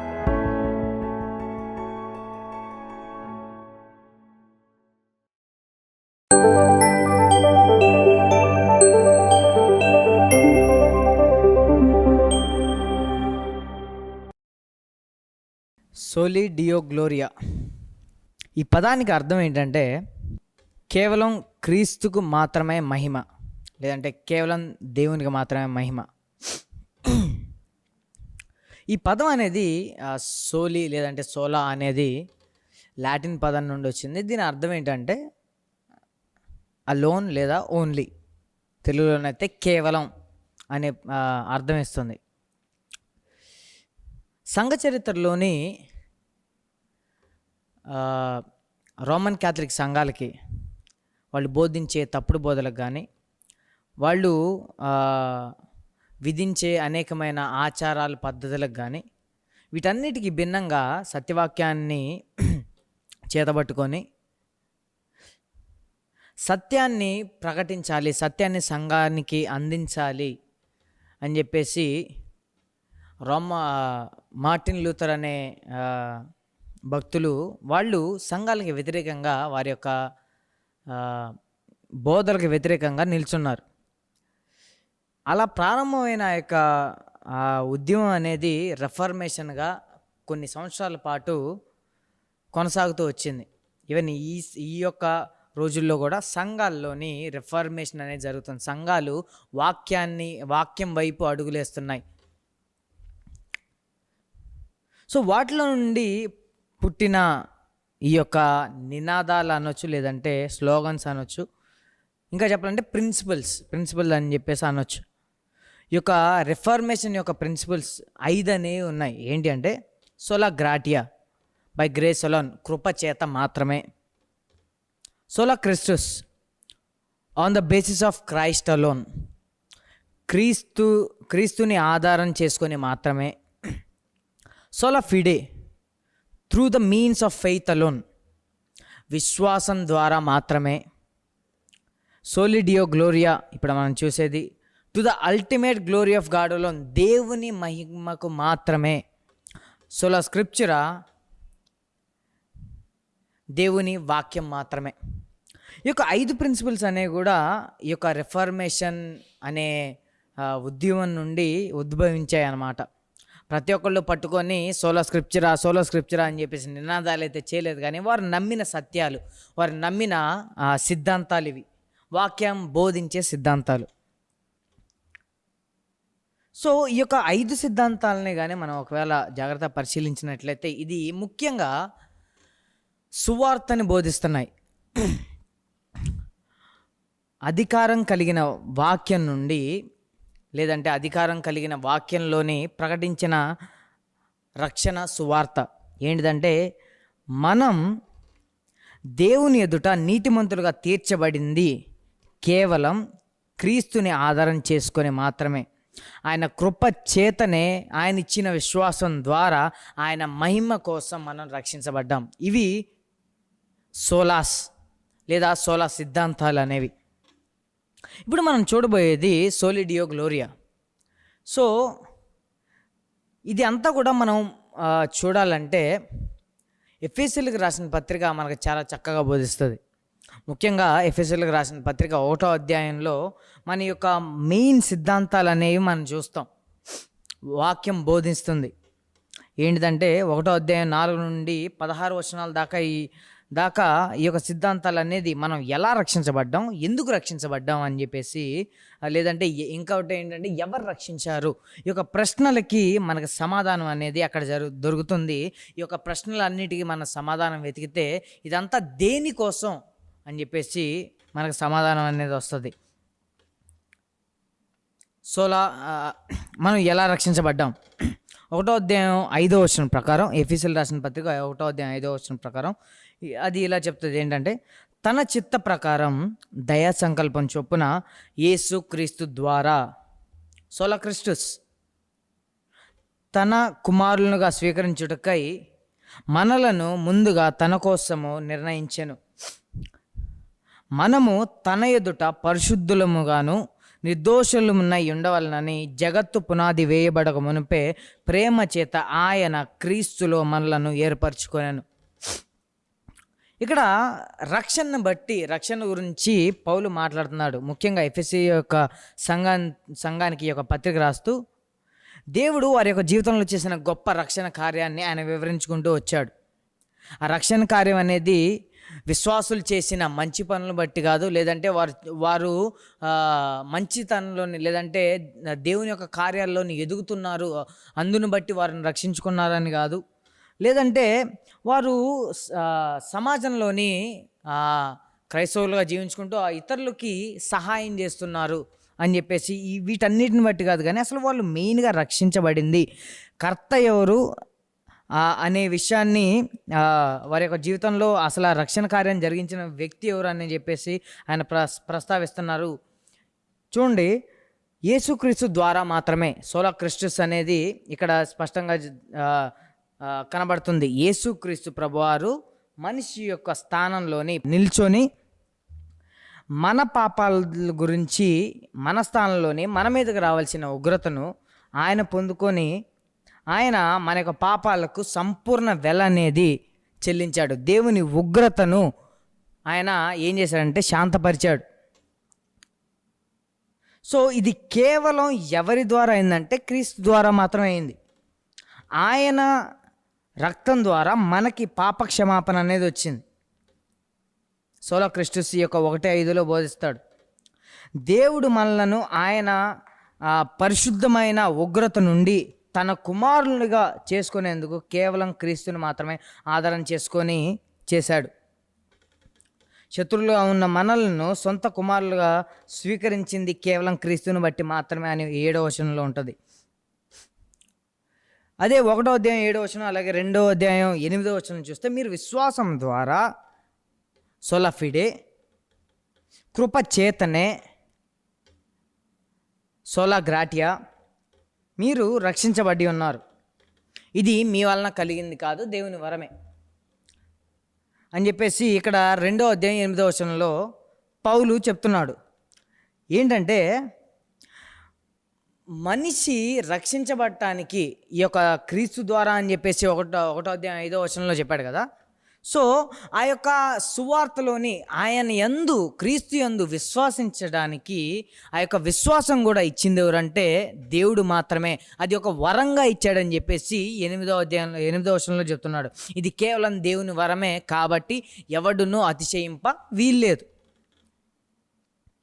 పనుల ద్వారా మీరు రక్షణను పొందుకోలేదు కాబట్టి, కేవలం కృప చేతనే మీకు రక్షణ వచ్చింది కాబట్టి, ఉచితంగా ఈ యొక్క రక్షణ దేవుని మహాకృపను బట్టి వచ్చింది కాబట్టి ఎవడు కూడా అతిశయింప వీల్లేదు. ఈ యొక్క మహిమ అనేది, మనిషి రక్షణ కార్యం యొక్క మహిమ అనేది దేవునికి మాత్రమే చెల్లాలి అని చెప్పేసి ఇక్కడ చెప్తున్నాడు అపోస్తలుడైన పౌలు. ఈ యొక్క 1వ అధ్యాయం, 2వ అధ్యాయం, 3వ అధ్యాయం ఇది మొత్తం కూడా మనం గమనించినట్లయితే మనల్ని ఎన్నుకున్నది దేవుడే, మన రక్షణకర్త కారణమైంది కూడా ఆయనే. మనం ఆయన సువార్త యందు విశ్వసించడానికి ఆయన మన విశ్వాసం కూడా అది కూడా ఆయనే ఇచ్చాడు. అది కూడా ఒక వరంలాగా. అంతేకాకుండా అసలు ఏ అర్హత లేని మనకి ఆయన మహాకృపను చూపించి ఇవన్నీ ఇచ్చాడు. సో ఇందులోని మనిషి యొక్క ప్రమేయం అనేది ఎట్టి పరిస్థితిలోనూ లేదు. అంటే మనం దేవుని ముందల నీతిమంతులుగా నిర్దోషులంగా నించోడానికి కావాల్సిన అర్హతను తన కుమారుడు మన స్థానంలో చనిపోవడాన్ని ఆధారం చేసుకొని దేవుడు ఆయన యందు విశ్వాసాన్ని ఉంచడం ద్వారా ఆయన మహాకృపను బట్టి తన మనల్ని విశ్వసించడానికి మనకి ఆ యొక్క వరాన్ని ఇచ్చి మనలను ఆయన మహిమ కోసం రక్షించుకున్నాడు. లోకంలోని పద్ధతి ఏంటంటే, మనిషి అనేవాడు మోక్షానికి చేరాలంటే మంచి కార్యాలు చేయాలి. ఇది ఎలా ఉంటుందంటే, నా తప్పులు లేదా నా పాపాలన్నీ ఒక పక్క పెడితే వీటన్నిటిని కొట్టేయాలంటే వీటన్నిటికీ సమానంగా నేనేం చేయాలంటే మంచి పనులు చేయాలి. ఎలాంటి అంటే పేదవాళ్ళకి అన్నం పంచడం కానీ, లేదంటే బట్టలు ఇవ్వటం కానీ, లేదంటే మంచి కార్యాలు చేయటం కానీ, దాతృత్వపు కార్యాలు చేయటం కానీ, ఇవన్నీ కూడా చేస్తూ ఉంటే నా మెరిట్ అనేది పెరుగుతూ ఉంటుంది. నా మెరిట్ అనేది పెరుగుతూ ఉంటే నా పాపం అనేది తగ్గుతూ ఉంటుంది. సో ఇది ఉన్న ఆచారం. సంఘ చరిత్ర చూసుకుంటే ఇదే సేమ్ ఇలాంటి సిద్ధాంతాలే లేదంటే ఇలాంటి బోధలే సంఘ చరిత్రలో కూడా వచ్చినాయి. ఏంటంటే పాప క్షమాపణ రావాలంటే మీరు పెనాన్స్ చేయాలి, లేదంటే ఇంటెలిజెన్సెస్ తీసుకోవాలని చెప్పేసి ఆ రోజుల్లోని సంఘాలు బోధించినాయి. పాప క్షమాపణ కావాలంటే ఒక విశ్వాస పోపు దగ్గరకు కానీ బిషప్ దగ్గరకు కానీ, అయ్యా నేను ఈ పాపం చేశాను, నాకు క్షమాపణ కావాలని చెప్పేసి ఆ పాపాన్ని ఒప్పుకుంటే పోపు లేదా బిషప్ అనే వాళ్ళు ఏం చేస్తారంటే వాళ్ళు ఒక పెనాన్స్ అనేది ఇస్తారు. ఆ పెనాన్స్ అనేది ఇచ్చేసి ఏంటంటే మీరు పిలిగ్రిమేజెస్ పోండి, లేదంటే మీరు తీర్థయాత్రలకు పోండి, లేదంటే మీరు పలానా పనులు చేయండి, దీని ద్వారా మీకు పాప క్షమాపణ అనేది వస్తుంది. అక్కడ క్రీస్తు రక్తం అనేది పనికి రావట్లేదు వాళ్ళకి, అక్కడ దేవుని కృప అనేది వాళ్ళకు గుర్తు రాలేదు. సో కృప మాత్రమే కాదు కానీ కృప ప్లస్ మెరిట్స్, కృప ప్లస్ పెనాన్సెస్, కృప ప్లస్ ఇంటెలిజెన్సెస్, ఇంకా ఇలాంటి పనులన్నీ కూడా కృపతో పాటు అనేకమైన కార్యాలు కలిపేసి కృప ఒకటే సరిపోదు రక్షణకి అని చెప్పేసి బోధించేవాళ్ళు. సంస్కరణ రావడానికి ముందు రోమన్ క్యాథలిక్ సంఘాలు అనేది దేవుని మహిమను దొంగిలించినాయి. దేవుని మహాకృపకి ఆ యొక్క రక్షణ కార్యానికి, ఉచితంగా వచ్చిన రక్షణ కార్యానికి ఇవన్నీ కలిపేసి పోపు అనే ఆయన దేవుని యొక్క కృపని ఇచ్చేవాడు. ఎందుకంటే క్రీస్తుని పోపు అనే ఆయన రిప్రజెంట్ చేస్తున్నాడు కాబట్టి ఆ యొక్క కృపను పోపు ద్వారా వస్తుందని చెప్పేసి ఆ మహిమ అంతా కూడా పోపుకి ఇచ్చేవాళ్ళు. పోపుని క్రీస్తులాగా చూసేవాళ్ళు, పోపుని సంఘానికి శిరస్సుగా చూసేవాళ్ళు. ఇలా సంఘాల్లోని రోమన్ క్యాథలిక్ సంఘాల్లో పోపులు కానీ వారి బిషప్పులు కానీ వారు ఇంకా ఏం చేశారంటే డబ్బుకి దేవుని కృపని అమ్ముతున్నాం అని చెప్పేసి కృపని వ్యాపారం చేసేశారు.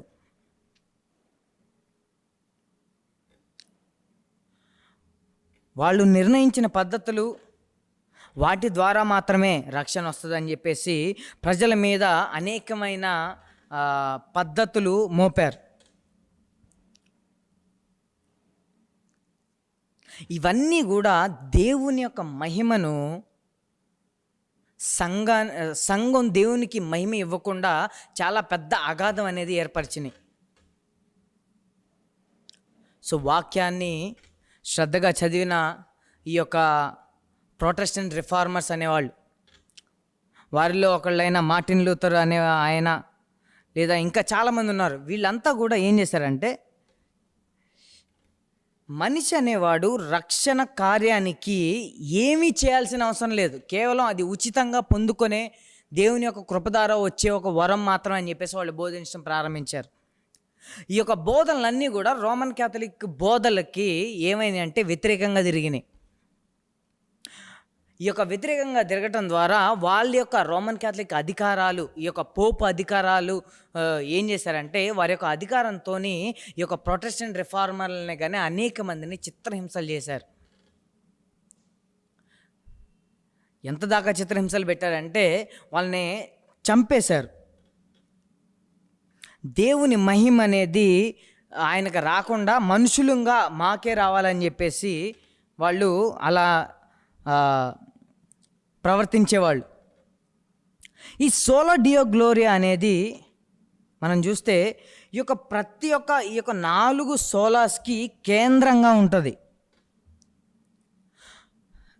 గమనిస్తే పరిశుద్ధాత్మ దేవుడు లేఖనాలని దేవుని యొక్క మహిమ కోసం మాత్రమే ఆయన ప్రేరేపించాడు. క్రీస్తు మరణం వరకు తాను తగ్గించుకొని విధేయత చూపించింది దేవుని యొక్క మహిమ కోసం మాత్రమే.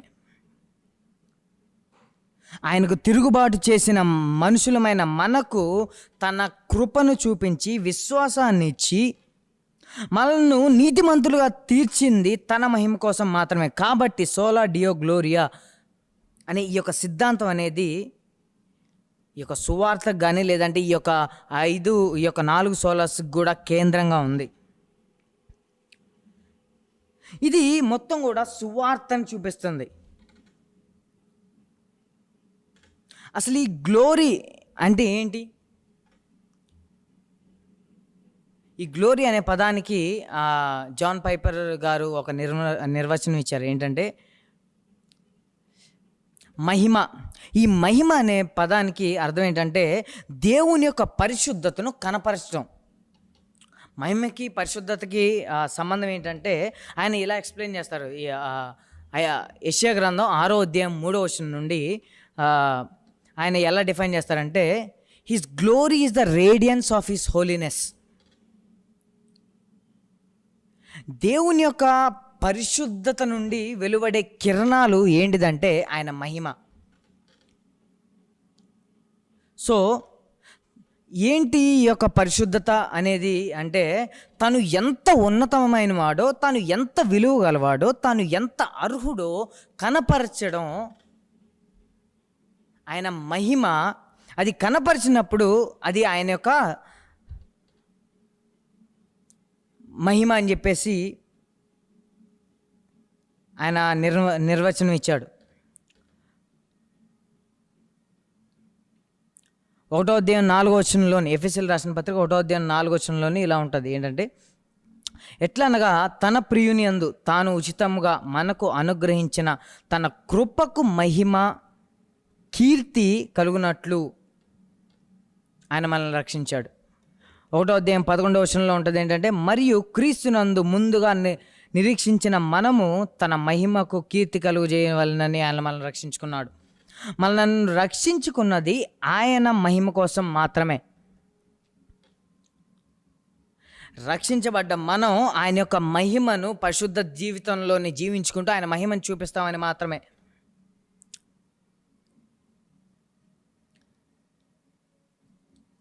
ఈ యొక్క మహిమ అనేది కేవలం ఈ యొక్క రక్షణలోని మాత్రమే కాదు, బైబిల్ మొత్తం కూడా దేవుని యొక్క మహిమ వైపు మనకి పాయింట్ చేస్తుంది.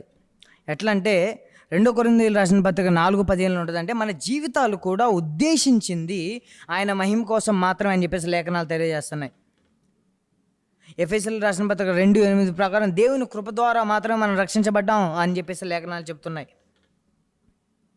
రోమిలకు రాసిన పత్రిక 11:30, 33, 36, అలాగే యెషయా గ్రంథం 2వ అధ్యాయం, యెషయా గ్రంథం 43వ అధ్యాయంలోని 6, 7 వచనాలు కూడా ఇవన్నీ కూడా దేవుని యొక్క మహిమ కోసం మాత్రమే మనుషులు అనేవాళ్ళు తయారు చేయబడ్డారు. మనుషులు అనేవారి యొక్క రక్షణ అనేది దేవుడిచ్చాడు. ప్రతి ఒక్కటి మనిషి జీవితంలో ఉద్దేశించింది ప్రతి ఒక్కటి కూడా దేవుడు తన మహిమ కోసం మాత్రమే అని చెప్పేసి వాక్యం సెలవిస్తుంది.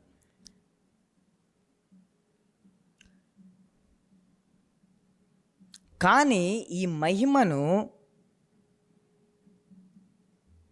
మిడీవల్ చర్చ్ పీరియడ్లోని ఈ యొక్క 400 నుండి లేదంటే సంఘ ఆరంభ దినాల్లో నుండి లేదా 1500 సంవత్సరాల దాకా దేవుని యొక్క మహిమను ఆయనకి ఇయ్యకుండా దేవుని యొక్క స్థానంలోని పోపుల్ని వారు పెట్టుకున్నారు, బిషప్పుల్ని వారు పెట్టుకున్నారు.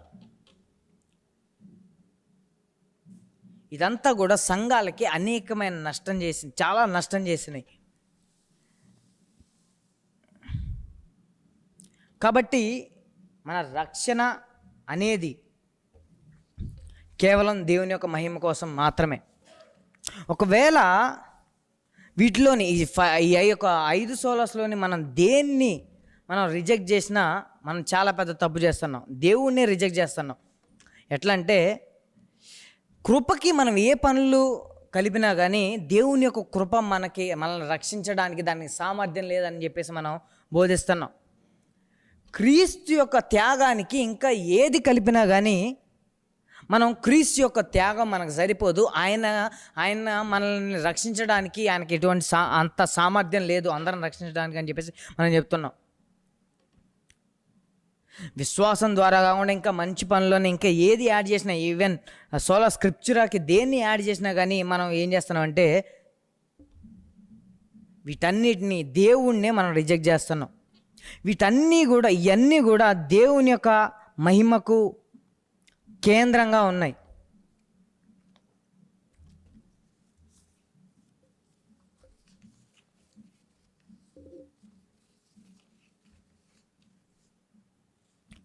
కాబట్టి రక్షణ అనేది మంచి పనుల ద్వారా కాదు, లేదంటే ఇంటెలిజెన్సెస్ ద్వారా కాదు, ఫైనాన్సెస్ ద్వారా కాదు, మరి దేని ద్వారా కాదు, కేవలం కృప ద్వారా మాత్రమే. అది కూడా ఎందుకు అంటే